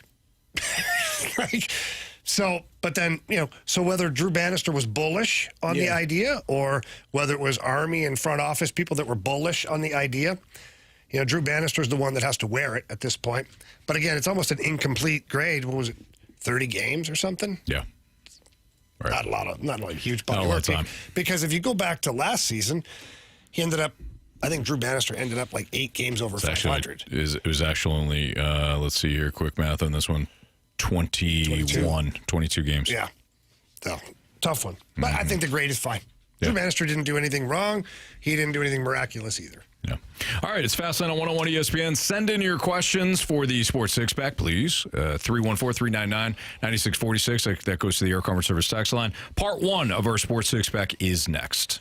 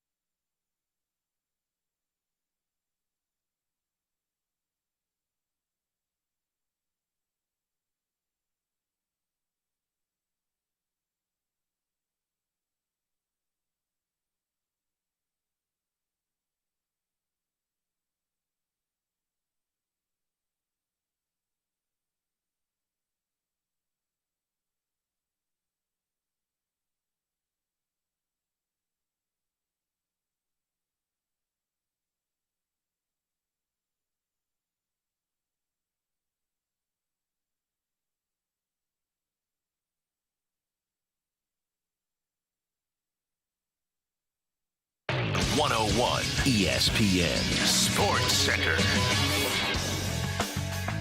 Marsh, it's time for a Sports Center update driven by Johnny Londoff Chevrolet and Johnny Londoff Autoplex. The Cardinals take on the Royals tomorrow in KC. Andre Palante on the mound. He'll go up against Cole Raggins. First pitch is at 6:40. If you missed anything from today's show, including our interview with Chris Kerber, make sure you go to 101ESPN.com or check out the free Dobbs Tire and Auto Center's 101 ESPN mobile app. Just head to the podcast page, and you will find all of our interviews and all of our shows. And it's all brought to you by the Schaefer Door Company. We have our Sports Six-Pack coming up next. So get your questions in to the Air Comfort Service text line, 314-399-9646. Sports Six-Pack is next. I'm Andrew Marsh, and the Sports Center update is driven by Johnny Londoff Chevrolet and Johnny Londoff Autoplex. See them at Londoff.com. Chevy, together we drive. Are you kidding me?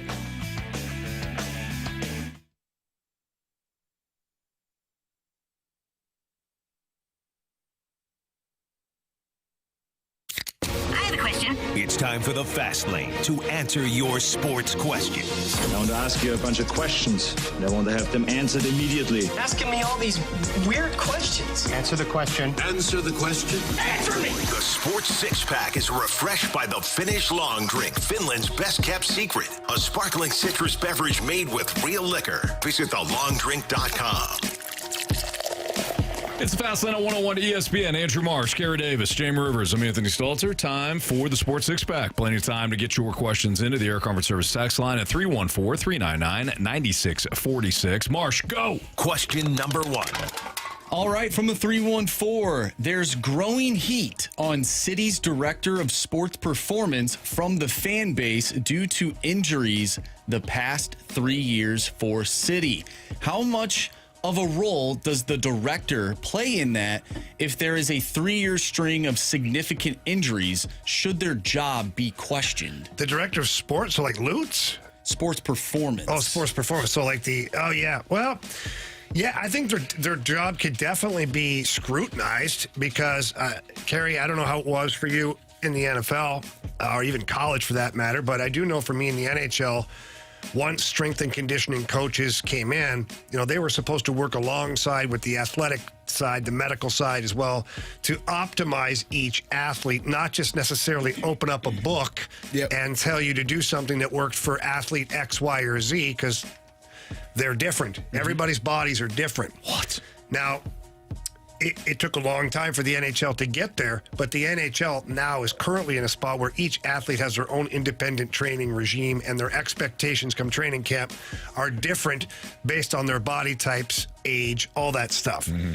So, yeah, if St. Louis City, knowing now what technology is and where we're at, if they're having a lot of similar injuries, what is the training regime? What does the training regime look like? I think you look into if it's certain knee injuries and things like that, ankle injuries.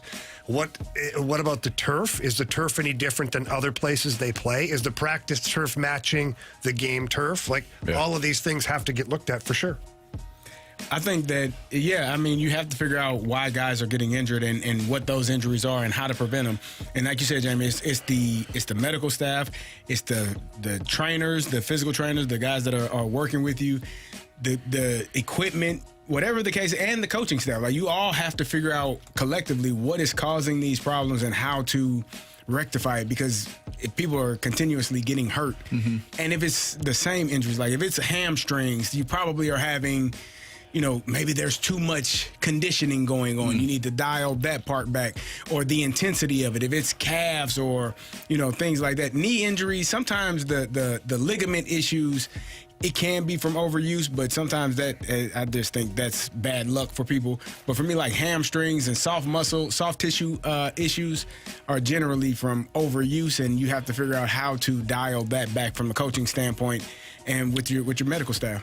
How much of that is on the players, though? Like, there's some Cardinal players that we've talked about many of times that just can't seem to stay healthy, but we don't really blame the Cardinals for that. We typically blame the player. So how much of that is on the player?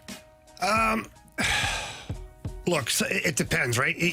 You don't necessarily know the inner workings of each of these organizations, and I'll just speak from my perspective of experience, is there are some players that get injured because they're not in good shape.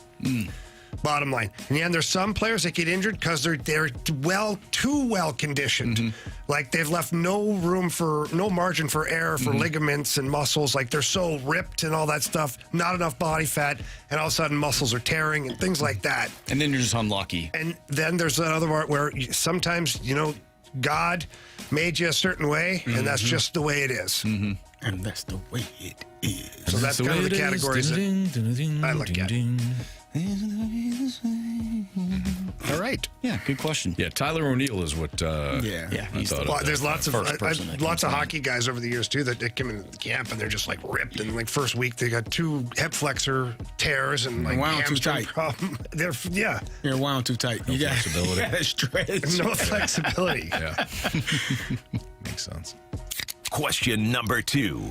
From Grant Francis Fan Club, should the Blues be in on Mitch Marner, or will he be too overpriced for a soft player who struggles in the playoffs? I'll make quick work of this. Absolutely not. Next question, please. Well, why? Why not, Mitch Marner? Why don't you want anything to do with Mitch Marner? Nothing. We already have him at a lot lesser price. We have Jordan Kyrou, who, by the way, is better defensively this year than Mitch Marner. I just don't think there's a spot for Mitch Marner on this team. What has he done? He gets 90 points, 100 points here. Great. What is that translated into? Did you see his performance last night? It was pretty bad. It was not great. Kasperi Kapanen was better. Kasperi Kapanen, well, he scored a big goal at least, right? I have no interest in Mitch Marner, especially at the price tag. You give me Mitch Marner at $6-7 million, all day, every day. You give him to me at $12-13 million, no chance. I don't want that. He's not a Blue. Put Mitch Marner on that team going down the stretch. He craps himself. He's not going to be that guy. Yeah. At least he hasn't been yet in his career. Right. I could also see him being one of those guys that absolutely turns it up once he's on a different team. Well, maybe. I could. I'm not saying it's going to happen, but What you willing to pay for that? $15 million a year, $14 million a year. Well, yeah, there's a price for that too. It's a gamble, right? But That's a lot of money. maybe he just doesn't want to play in that market. Maybe he's done. Like, I don't know. We always talk about guys needing a new place to go to, and it can change their career. Maybe he's one of those players. Yeah. He definitely has the skill set. Does he have the right mindset? And maybe that could change with a different coach. Yeah, somebody brought different up players. Somebody brought up on a show I was listening to. It was a national show. They brought up, what if Mitch Marner ended up with the Florida Panthers in the offseason? Like, if the Panthers walk on, like, Bennett and Ekblad, they could afford a Mitch Marner. What if he ends up there? Does that change things? Is he able to compete on that team because of the structure and the foundation that they have there? Maybe. But what if he can't? Right. And then that team suffers because they've put all this money into this one player. For me, there's too many question marks. Do I think he's a great player? If someone offered him to me, yeah, okay, I'll take him. But I'm not paying 8 times 12 or 8 times 13 for that guy. I'm just not. Question number 3. From the 314, good afternoon, gentlemen. Good afternoon. It's Lou. Hey, Lou. Hey, Lou. Hey, Lou.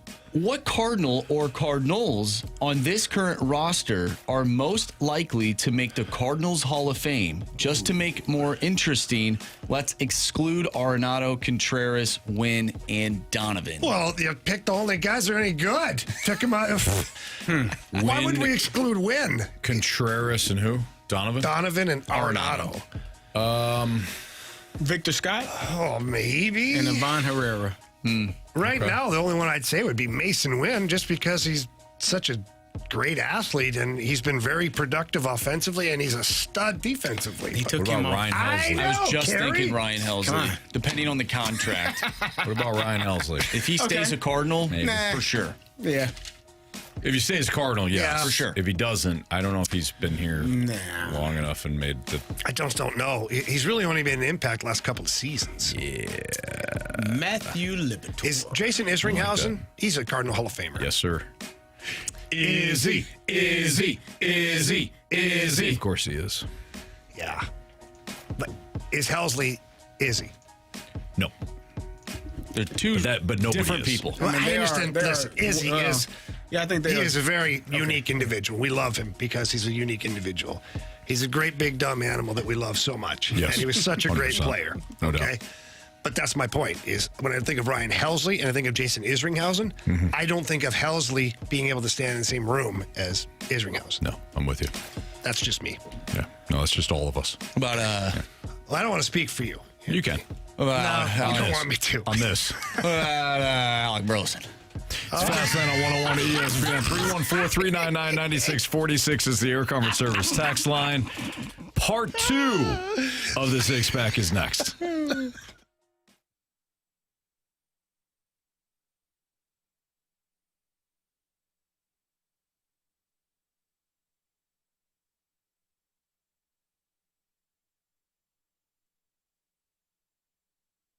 When it comes time to sell your home, you're going to need a reliable, experienced, trusted real estate agent.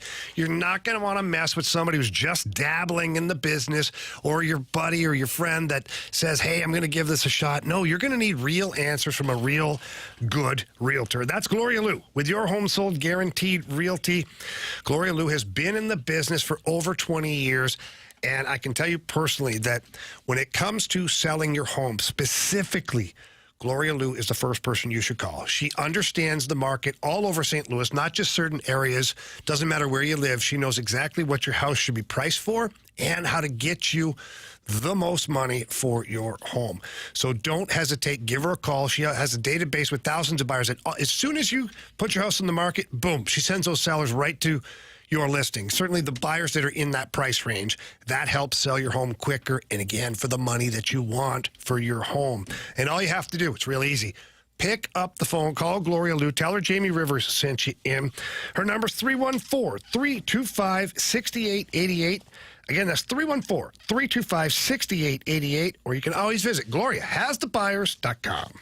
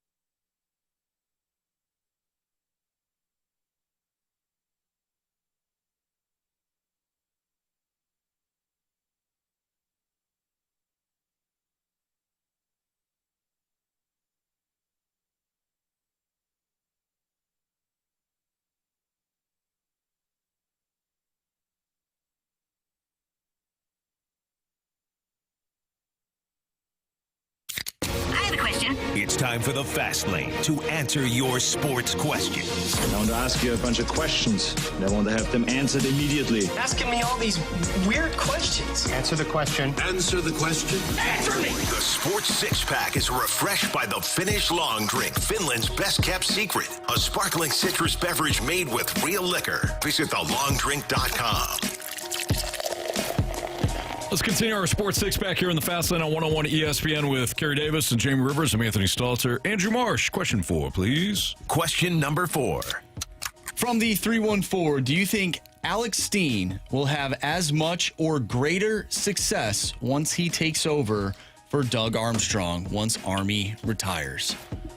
Or steps down for that? There's got to be a learning curve. I know that part of the job that he's doing right now, it might shorten that learning curve. Yeah. Because he's being around Army, who, by the way, gave Alexander Steen a pretty big compliment when he said he's asking questions now that he wasn't asking a year ago on the job. So I think that Steen's going to do a great job. But, Jamie, what do you think? Well, here's the thing: is Army's not like packing his bags and heading to the Bahamas. He's going from GM to president. That's it. So his office is down the hall. Mm-hmm. You know what I mean? His phone is on. Alex Steen will have questions, and he'll need to bounce ideas off other people. Doug Armstrong doesn't make every decision on his own. Like, he talks to Steiner. He talks to Al McInnes. He talks to Scott Mellenbeat, Keith Kachuk. Like, there is a way of doing it. Yeah. You know, Army gets all the credit, and he'll get all the blame for big mistakes or big successes because his name is at the top of the food chain. Absolutely, yeah. So I think Steiner, here's the one thing I know about Alex Steen. He's not reactionary, and he doesn't need to do something to feel like he's important. And so I think Steiner, for this year especially, I watched him, observed him very much, and he asked a lot of questions, and not just hockey personnel questions. He asked a lot of questions to the website team, social media, the media personalities, myself included. He wants to understand the dynamic of what everybody surrounding the organization, within the organization, what their jobs are, how he can Good for him. how he can make everybody better at their jobs while improving the team on the ice. Because when you're a GM, you're the leader of many. You're not just there for salary cap and trades. Right. You're also continuing the culture and building that culture for the future. And that culture includes equipment managers, equipment guys, health and fitness people, like everybody. Well, when everybody feels like they have a role and they have an investment within the team and how the team does, that's how you create a culture. Yeah, and they're trusted and relied upon. Yeah. And then you have good people. If you have one bad egg who doesn't seem to get along with everybody, good at their job, like, what's it worth ultimately? Right. So I'm confident that Steiner, based on the way he carries himself and the way he manages his own life even, I'm confident he will make really good decisions. Question number 5. From the 618, is Cam Ward the most overlooked #1 overall pick of all time? If so, is it because he is a Tennessee Titan?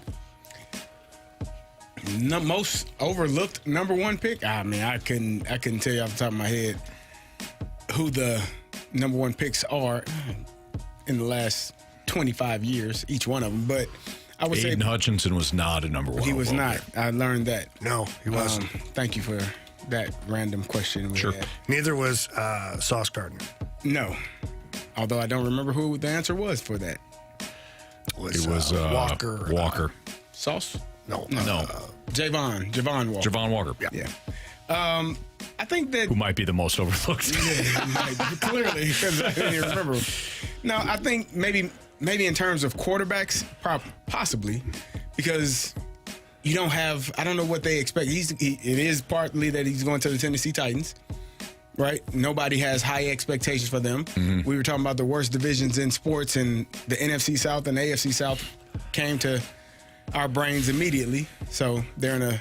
Came to yours. Okay, well, the NFC South. Mark Thank said you, AFC Anthony, South. for clarifying. You're welcome. I'm looking at the list now. You got Kajana Carter. I got Steve Ettman. I got one for you. Most overlooked. Alex Smith. Same draft as Aaron Rodgers. Yeah. Had a really good career, good one. but not a great career. You know, he actually had some good years with it. I mean, he got the Niners to the NFC Championship game, and it had Kyle Williams not fumbled that punt against the Giants. The 49ers are in the Super Bowl that year against the Patriots. Yeah. Then he goes to Kansas City and along with with the help of Andy Reid, got the Chiefs to the playoffs. I think a couple of times. I think Alex Smith might be the most overlooked former number 1 overall pick. Mostly because of Aaron Rodgers. I mean, Aaron Rodgers winds up being obviously what he was. A total you can get, Diamondback at times and an MVP and a Super Bowl winner as well. I don't think it's even at times. I think it's just kind of overall. It's just him. Yeah. Don't talk about our future quarterback. Kerry's fighting it so bad. Yeah, he is. I don't know. He's leaning in. Yeah. Have you started the process of talking yourself into liking the idea of Aaron Rodgers in a Steelers uniform? I've talked myself into accepting it because it's either him or Mason Rudolph or a rookie and Will Howard. So I've kind of had a rationalized with myself, like, he's a couple of years off of the Achilles injury. He's probably the best version of himself that he's been in the last few. I have. So you're there. Kind of. Okay. All right. I appreciate. That's a lot of growth, man. You just completely admitted. And then I kind of say, well, and I was talking to Donnie Fandango in the hallway earlier. He was like, if there's any head coach in the NFL that could handle an Aaron Rodgers, it's Mike Tomlin. I said, you know what, Donnie, I couldn't agree more. It is. You're right.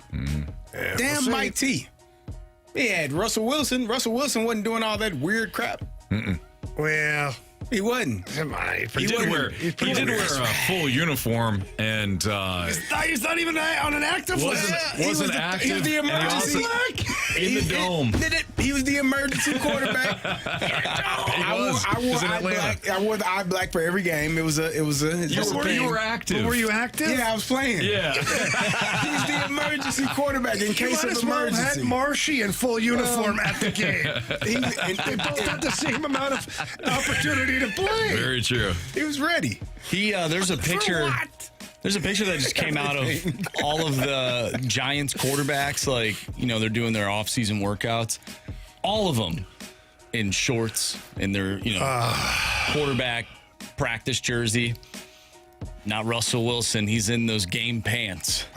He's wearing the pants already. He's ready. He's an idiot. It's not fair.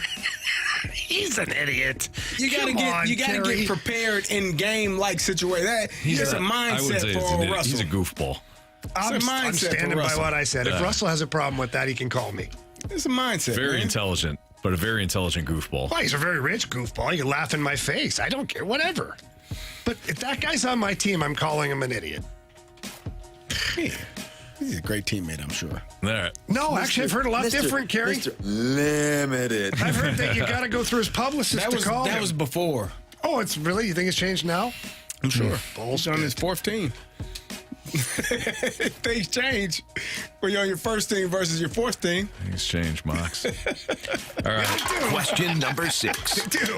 Quickly, right? Yeah. I don't know if he changed that much. He's still wearing the pants and acting like a donkey. This could be a yes or no question. From the 636, how much different is your talking style off air? Would you be fired within the first 5 minutes of a show if you talked like you do at home? Yes. No, I'd be fine. Jamie, for sure. You would be fired within the first 30 seconds. You almost, how many times we've had to hit this damn dump button? Oh, you're better? I control it on air. Don't try to blind me with your halo. I'm going to bring a halo in here one day. I'm going to wear it on my shirt. You pretend you're wearing it every day, Kerry. What? Clearly the text line doesn't agree. Marsh would be the only one to survive. I don't know if that's true. Oh, I do. I don't know if that's Guys, true. Marsh should be the only one. He'd be fine. We'd all get fired for different reasons. Jamie would say something highly inappropriate. Yeah, Carey would say something that hell, Marshy. Carey would say something that would leave somebody to feel like they're threatened. No question. And I would drop at least 9 F-bombs in the first minute. Yeah. So we'd all be fired for different reasons. I think I'm more in the camp of you, Anthony. I don't. I for some reason, Marsh, I feel like you'd be. I feel like you you'd can be control okay. it You better can than we control can. it. Yeah. Well, yeah. I mean, we do it for 4 hours. Yeah, that's true. That's true. We do. We're doing Well, good, guys. Hang on, though. Yeah. Hang on, And though. gals. There's an And asterisk there. We do it for the time we're on air. That's fair. Very true. Okay? Because Because the 3 minutes, the 3.5 minutes. We kind of get it is- all out. in the Kerry breaks. says some things. Yeah, he does. Yes, Some he stuff does. flying around in here. Yeah. Yep. What is the biggest thing we missed on? What was the biggest thing we missed on in our pre-evaluation of the Cardinals this season? For me, it's not necessarily like pitching or the bullpen. It's well, we'll tell you next on 101 ESPN.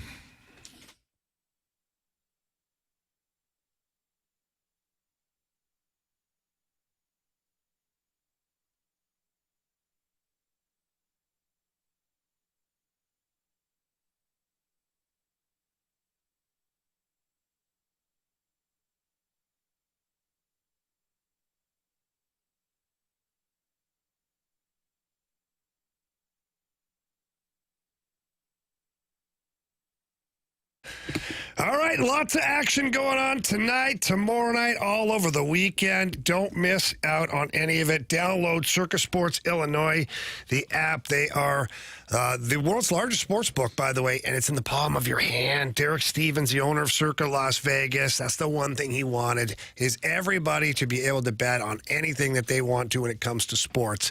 And they've done that. And, Circus Sports does a great job with the regular who's going to win, who's not going to win, the odds on that, okay? But then you've got your parlays, your player props, all that fun stuff available. They've also got great lines on all their futures bets, tight money line splits. We just talked about that 2 seconds ago.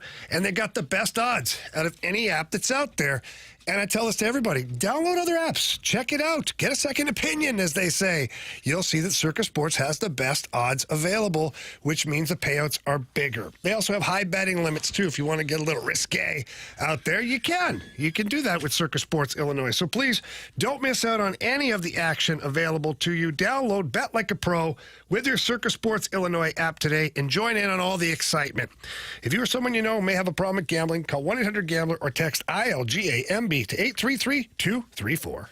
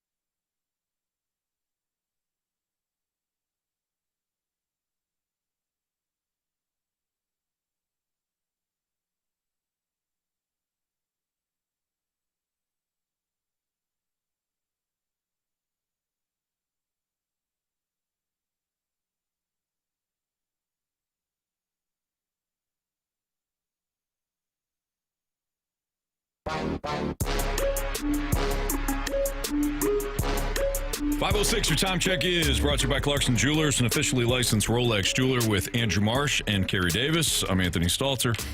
Jamie is off tomorrow. He had to move on down the road a little earlier tonight. So we got you covered for the next hour. What is the biggest thing we missed on in our pre-evaluation of the Cardinals this season? This is something that we kind of touched upon earlier in the show when we discussed how badly did we misjudge the Cardinals. But for me, guys, I don't think that I whiffed as much on the Cardinals' performance as I did on not clearing the slate from what we saw in previous years. I don't think Does you're that wrong make for sense? that, but I don't think you're wrong for that. I don't either. Yeah. Because based on what we saw, that's all you can go off of. right. Yeah. But I never cleared the mechanism. Mm-hmm. I never just cleared the slate and said, how do I feel about this team in a vacuum? Not based on what we've saw the previous 3 seasons. But how do I feel about this exact team in a vacuum? I may have completely came to the same conclusion.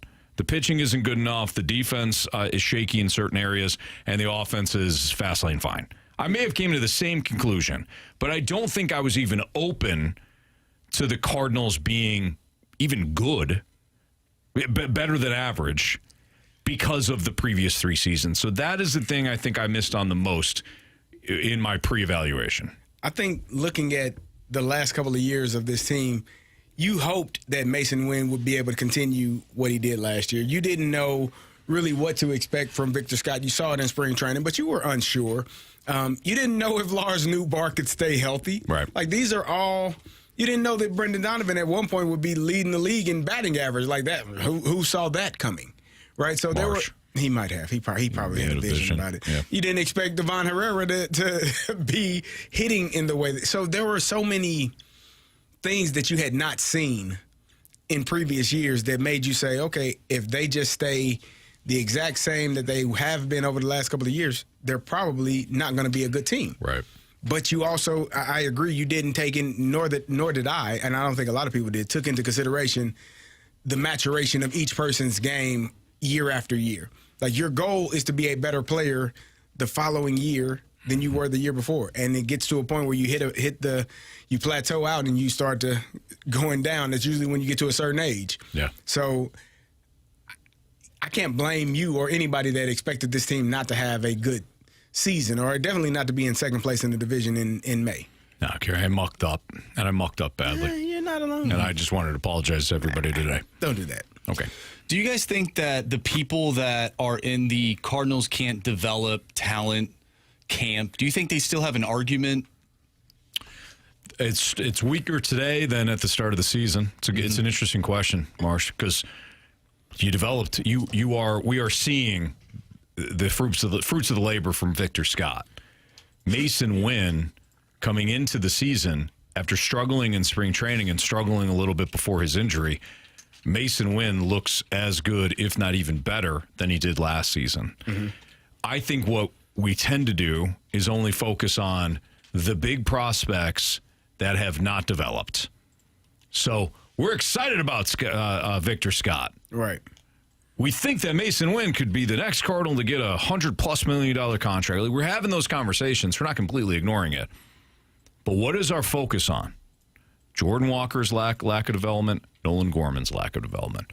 But Marsh, going back to your question, because I think it's an interesting one. Mm-hmm. I think it's a hell of a lot weaker now. When you look at the position players, and from left field to right, you have Newt, Scott, and either Walker or Burleson. Mm-hmm.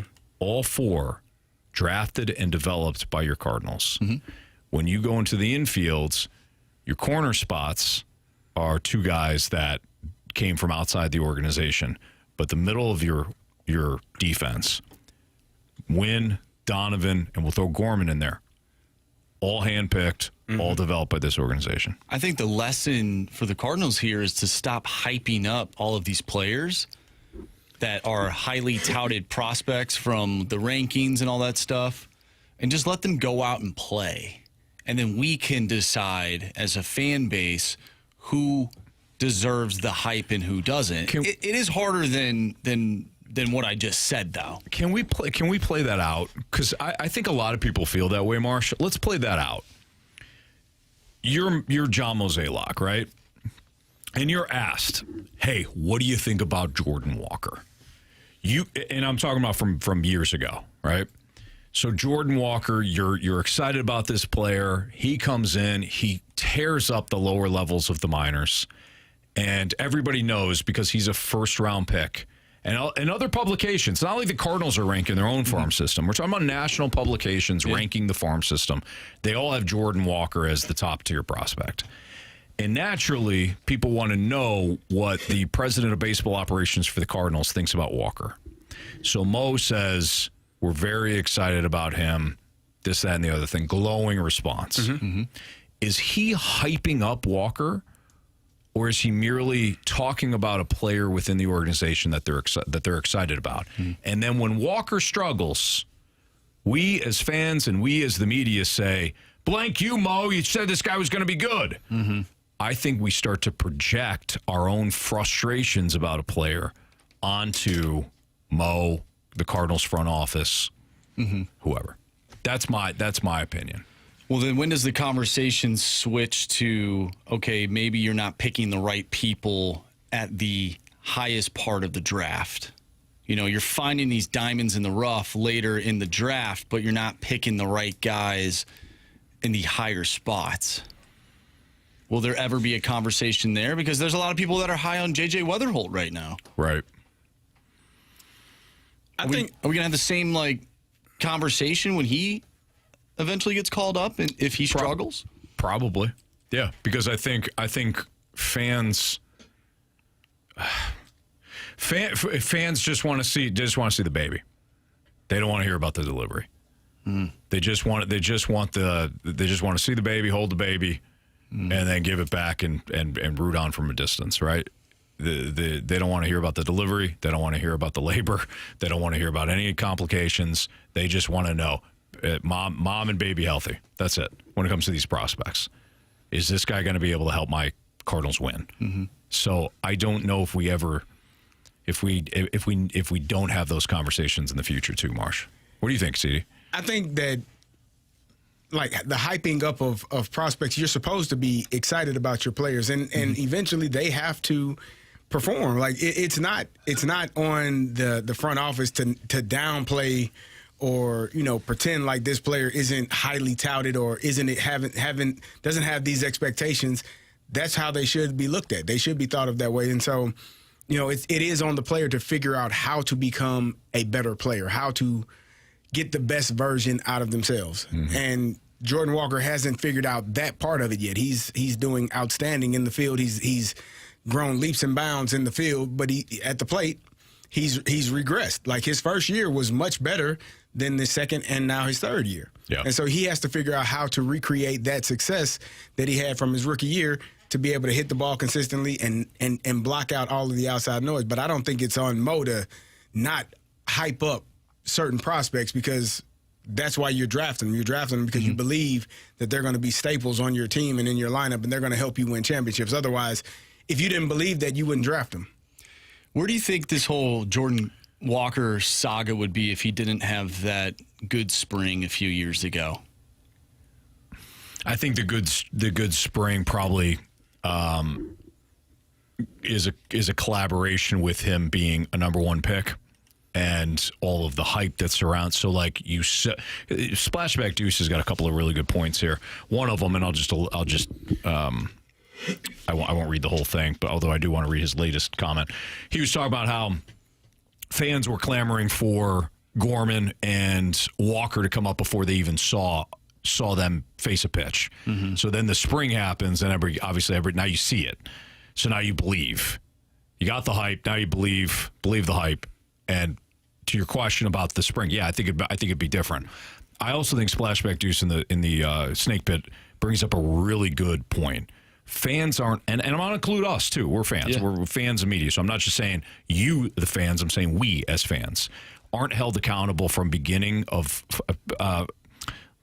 fans aren't held accountable the beginning for players when 3 weeks later they're wondering why they're up here. So they'll say, like, hey, why don't you bring up so-and-so? And then 3 weeks later, if they're struggling, it's like, why is he still here? And I think that's what Splashback Deuce is trying to say. It's the microwave. So you want it right now. You don't want to wait or be patient, and you feel like, oh, each player progresses at their own rate.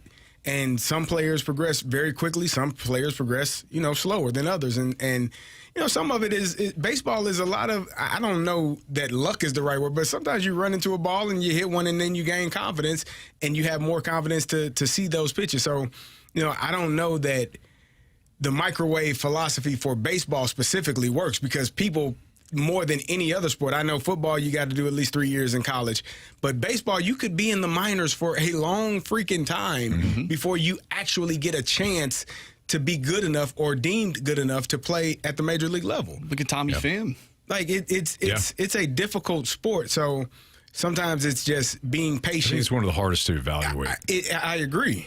Because it is. I think so. We talked about it the other day. If you fail 70% of the time, you are really good at your job. Right. Plus name another sport where if you miss 70% of your shots, they're like, yeah, you can. Right. I don't want to sign him up. No. Yep. Masterson also says, and his comment got cut off, but development was supposedly the issue 6 months ago. Now you talk about how good, and I'm assuming how good it is. Yeah, this is where we're having a conversation about the things that we all missed on. And I do think that we get, you called it the microwave, the microwave approach, a microwave society. Absolutely. We want everything instantly. We want everything to, click right away and, oh, we knew it. And, we want this instant gratification with everything in life now, especially sports. Jason Gordon says, guys, Walker turned 18 10 days ago. I'm sorry, 10 days before he was drafted. High school draftees take time. Absolutely.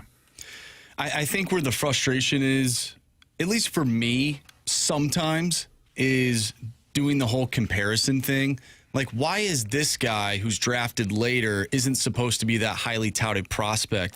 Why is he finding success at the major league level after struggling as well, but making the adjustments and becoming a productive player? Sure. Why is that player, and there's multiple players in this organization that are finding that success when the one guy that's the highly touted prospect that we're all clamoring to see be very productive, he's not.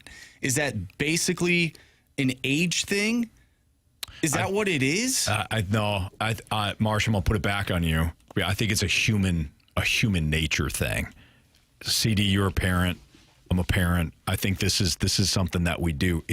I remember when Madeline was playing soccer. We signed her up for soccer. This is a couple of years ago. And, she wanted nothing to do with the ball. And I'm watching other girls her same age. Yeah. Same everything, same skill development, or whatever. Attack the ball, do this, do that, whatever. And I'm thinking to myself, and I even said it out loud, I'm like, well, why is Madeline doing it? Because she's different. She's a different human being. Right. Why do and by the way, Killian seems to pick up things very easily. And it's not a taught thing. It's just sometimes it happens that way. And now Madeline has developed other skills along the way, and she's, she loves to dance. She's a great dancer, blah, blah, blah. But I think when we start to compare, that's when like all of our expectations and all of our perspective just goes out the window. Yeah. And it's easy to do. It's human. That's why I shared my story, because Marsh, you're not the only one.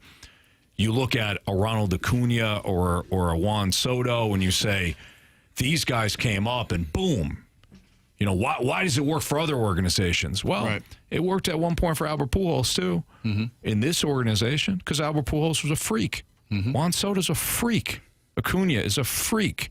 And sometimes there's freaks that come along and they play for your organization, and sometimes they play for others. And as soon as you start comparing, I think then perspective gets lost. That's just my opinion.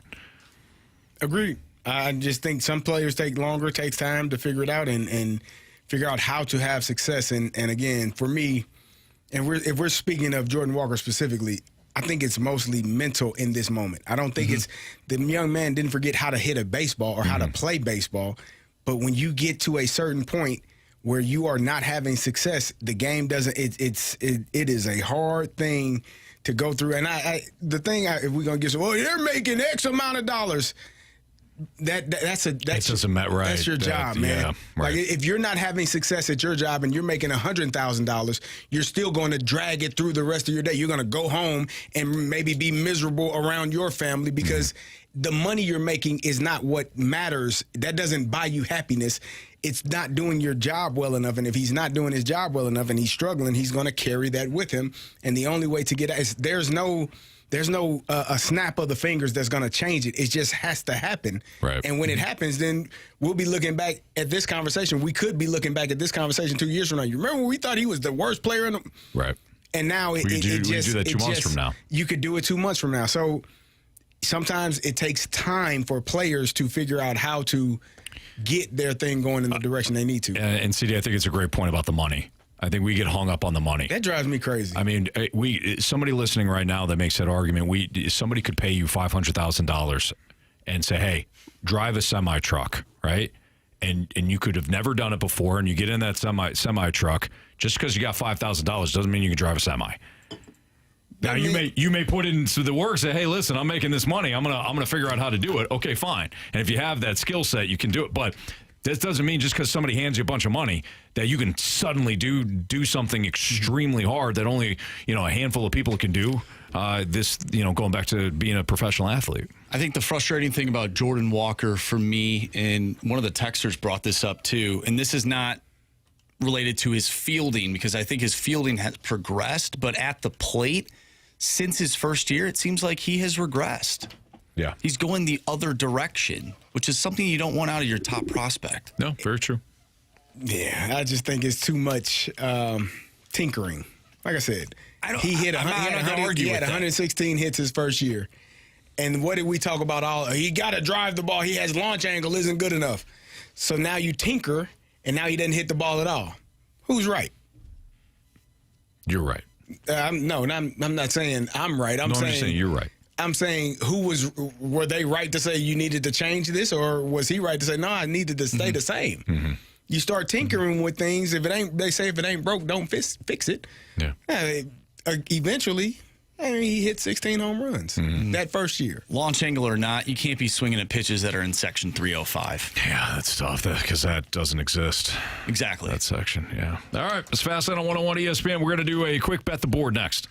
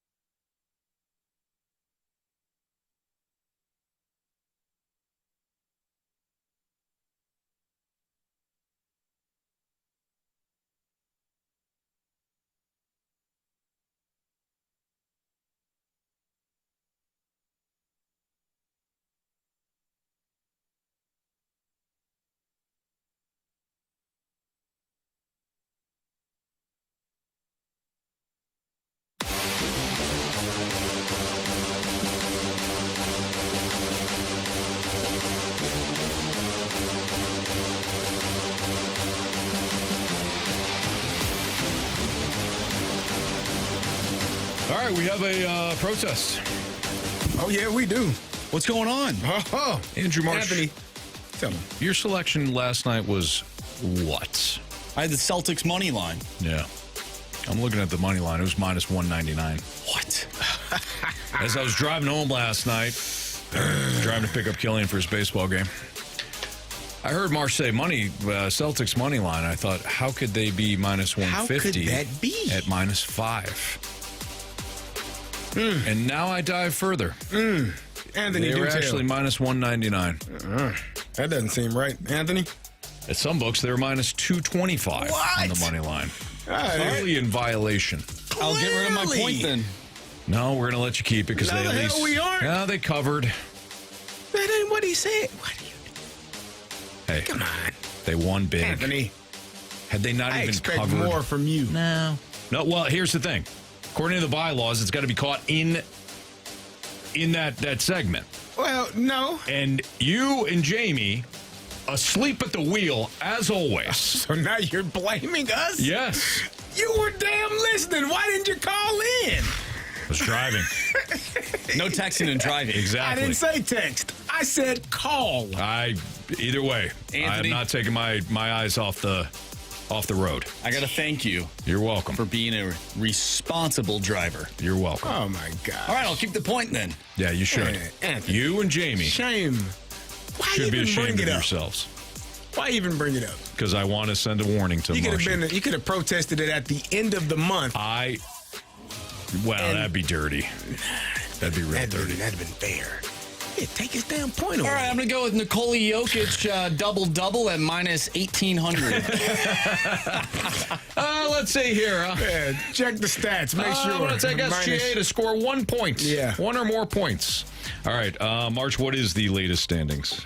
What All are right, the latest standings? Anthony, you have 7 points. Jamie has 5, and Carey and I are tied after you allowed me to keep my point. Did Anthony had 6 yesterday, didn't he? No. Nah. I had 7 yesterday. Damn it. 7. And I lost. 7's the number. Because I took the Knickerbockers. So Sorry what to do hear you and CD Marsh, you got 4 or 5? We both have 4. Okay. All right. Give me the Dallas Stars plus 110 to close out that horse manure Winnipeg Jets team that shouldn't even be in this spot. Stars plus 110 on the money line. Please and thank you. Yep. Did Jamie send in his pick? Yes, he did. Another odd pick from our guy Jamie tonight. What did he do? He's taking the Athletics plus 180 against the Dodgers.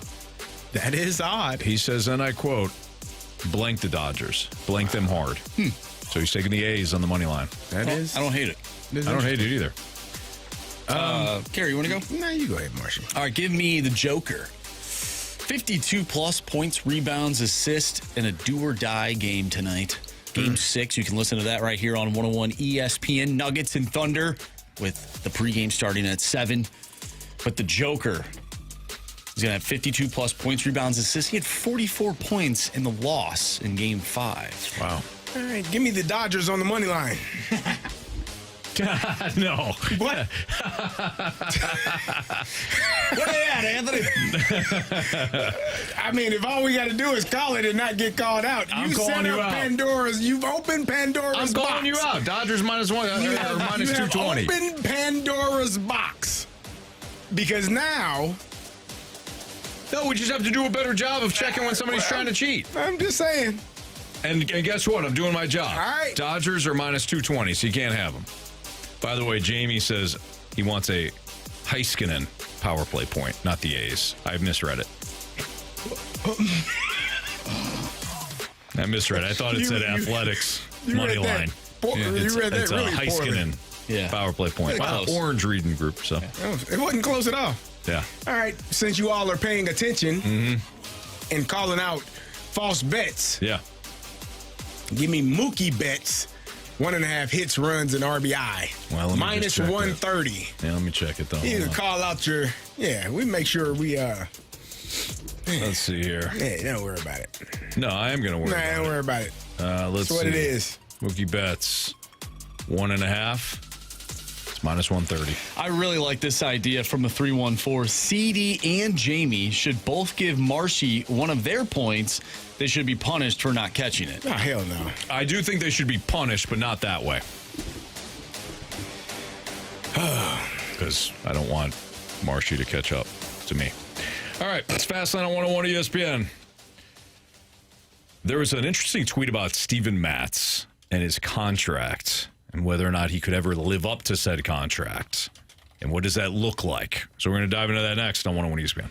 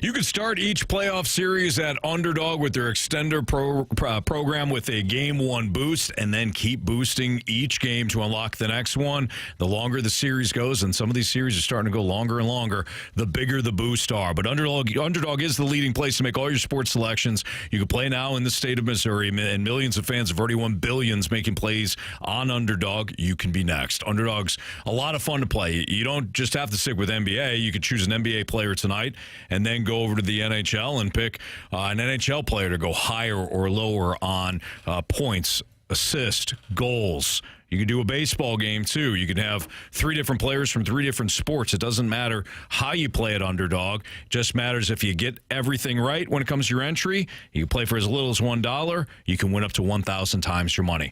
Download the Underdog app. Sign up with my promo code Anthony to unlock a special offer of up to $1,000 in bonus cash when you make your first deposit. Again, that promo code is Anthony at Underdog Fantasy. Must be 18 plus, 19 plus in Alabama, Nebraska, and present in the state where Underdog Fantasy operates. Terms apply. See assets.underdogfantasy.com/web/extend.html for details. Concerned with your play, call 1-800-GAMBLER or visit www.ncpgambling.org.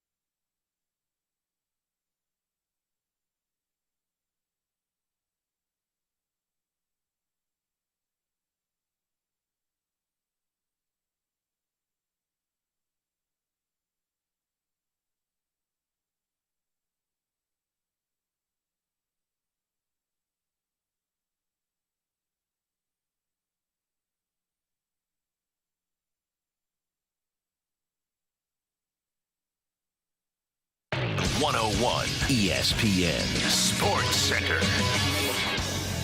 I'm Andrew Marsh. It's time for a Sports Center update brought to you by Saliga Heating and Cooling. After the show, we'll have a Game 6 between the Nuggets and the Thunder. Pregame starts at 7. Tip-off is at 7:30. The Cardinals are off today. They will take on the Kansas City Royals tomorrow with the first pitch of 6:40. If you missed anything from today's show, make sure you go to 101ESPN.com or check out the free Dobbs Tire and Auto Center's 101 ESPN mobile app.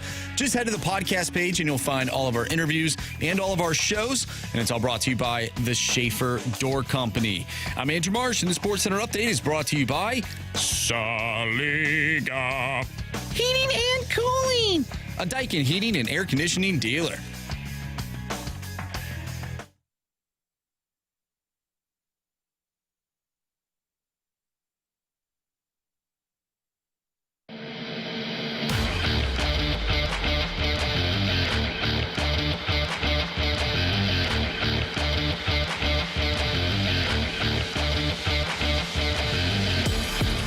It's a Fast Lane on 101 ESPN. Andrew Marsh, Kerry Davis, Anthony Stalter. Quick shout out to my boy Killian, his buddy Max, my buddy Mark. They're going to their Hammers baseball game. Boom. So Max, Killian, kill it tonight, buddy. All right. The Cardinals, Steven Matz. As we know, the contract for Steven Matz hasn't been great because he hasn't been healthy. However, Steven Matz has stepped into a different role in this bullpen, and he's been excellent for the Cardinals in the pen. Marsh found a tweet from Caleb Noble that said, "How good does Steven Matz have to be in this bullpen role to be worth his $12 million this season?" I'm not sure what the answer is, he says, but I think he's making a run at it. Do you have a number in mind for him? Obviously, the contract. He's in year 4 of the contract, so forget about that. But just this season, he's making $12 million. It's a good number. It's the number that they got him at. Nothing more, nothing less. And he's performing well. He's a guy that can be your sixth man in the rotation. Or if somebody gets injured, you can plug him in there and plug and play type of guy. Mm-hmm. You know, you like those guys in the NFL, sure. Plug and play. Yeah. That's what Steven Matz is for this bullpen, for this Cardinals pitching staff. Yeah, I don't have a problem with what he's making. I mean, I think at this point, I don't even have a problem with what Miles Michaelis is making. What the French? No, why would you? They're giving you, look at your record. Look at where you are in comparison to where we thought this team would be. That's the money that they're making, and so I don't have an issue with it at all. Mm. I think Steven Matz has done a great job. Like I said, being able to bounce back and forth, being in the bullpen, being a starter when need be.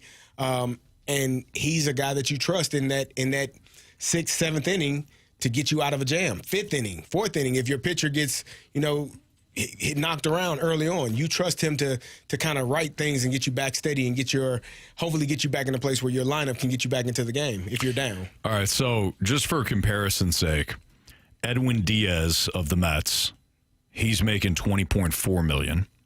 Josh Hader for the Astros is making $19 million. Tanner Scott of the Dodgers is making $18 million. Ryan Presley of the Cubs, $15 million. Iglesias from Atlanta is $14.5 million. Kirby Yates is $13 million. So you're like your bigger closers, your big time closers.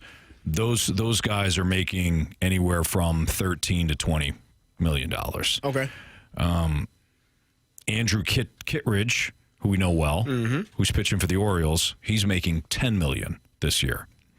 So if you replaced, now I know you had Kittredge last year, but obviously he's a free agent. You no longer have him. If I said to you, you're going to lose Kittredge, but you're going to replace him with Steven Matz, who is either going to be just as effective, if not more effective, and you're going to pay $2 million more to Steven Matz. You cool with that? I would say okay. Yeah. But my question, I think Steven Matz is, the only question we've ever had about Steven Matz is what? Health. There you go. Has he been healthy this year? He has. Then we're good. When he's healthy, he performs. When he's not, he doesn't. So that's the only question you've had about Steven Matz for as long as he's been here. Mm-hmm. Can he stay healthy? And in the previous 3 years, the answer was no. He's going to spend some time on the IL. This year, he's done a great job. He's been healthy.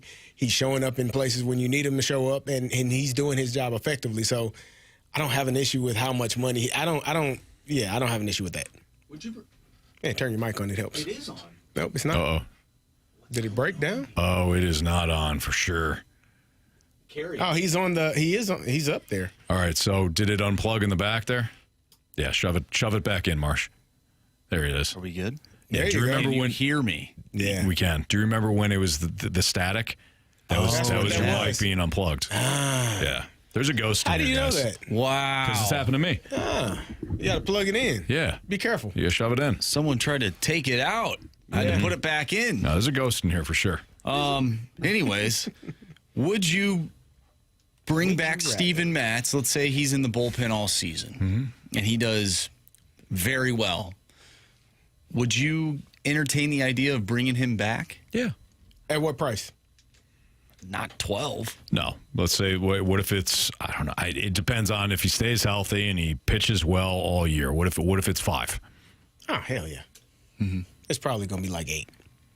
Well, at 8, you're looking at, Matt Strom from the Phillies making 7.5. Tommy Canley from the Tigers is making 7.7. I don't know if he's in that category, but Steven Matz probably wants to be a starter again next year. And he might get $15 million from somebody to be a 4th or 5th starter.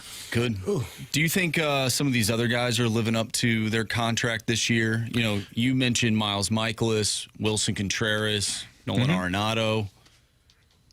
Or does it matter? Like you said, does it even matter anymore? Yeah, I don't want to kill the whole segment here, but I actually don't think it matters because as Carey and I were talking about, once you pay that money, really the contract is all about what the market demanded. Right.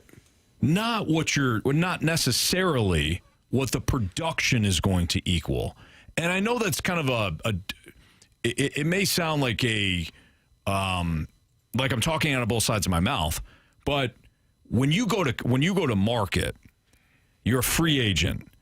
Other teams are bidding on you. Right. You're interested in what the player, what they've done in the years past and what you could get out of them over the course of what the contract looks like. But really, the price is set by the market. And it has little to do with what the production could be. Guy could get hurt, as Steven Matz has done. Based on what you've already done. Guy could underperform. Guy could overperform. But it's really based on what other teams are willing to pay. And if it's all equal, you choose the Cardinals maybe for opportunity or maybe because it's, baseball heaven or whatever it may be. But really, again, that price is determined by the market. Agreed. So, no, I don't think it matters when it comes to that. All right. Let's wrap things up. What we learned, 3 stars of the day next.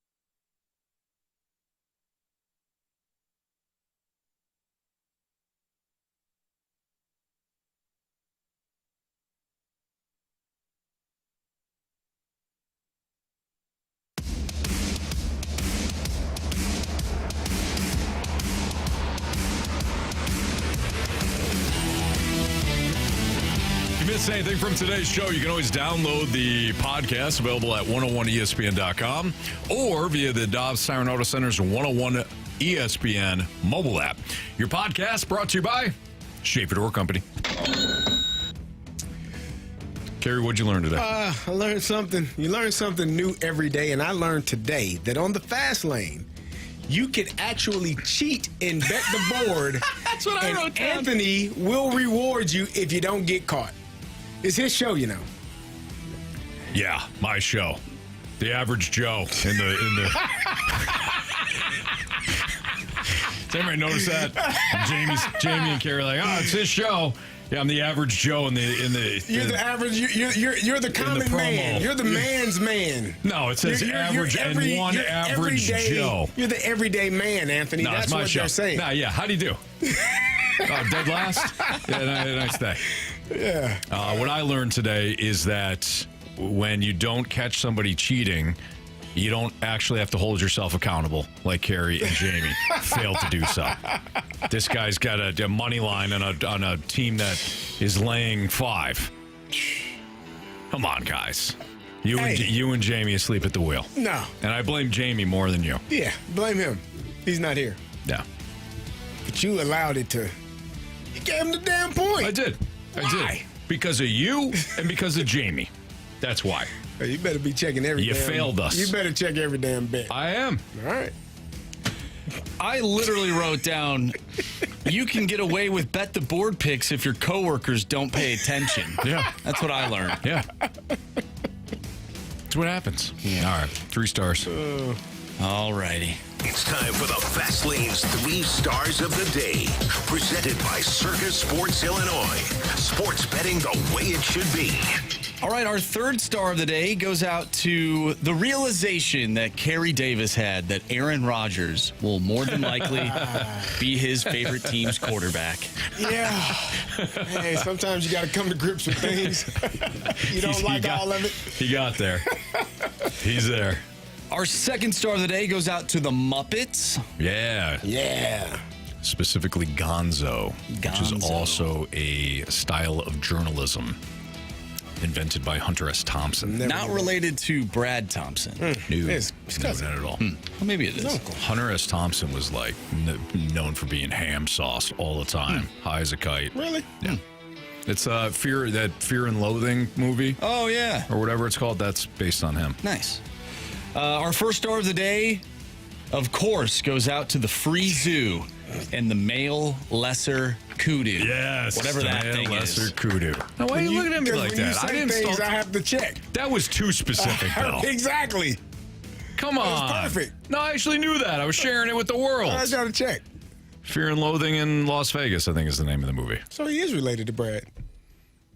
Maybe, yeah. See? I don't know. I think Johnny Depp played him. All right, that'll do it for us. We've got Nuggets Thunder Game 6 pregame at 7 for you, and we also have the tip-off. We will see you.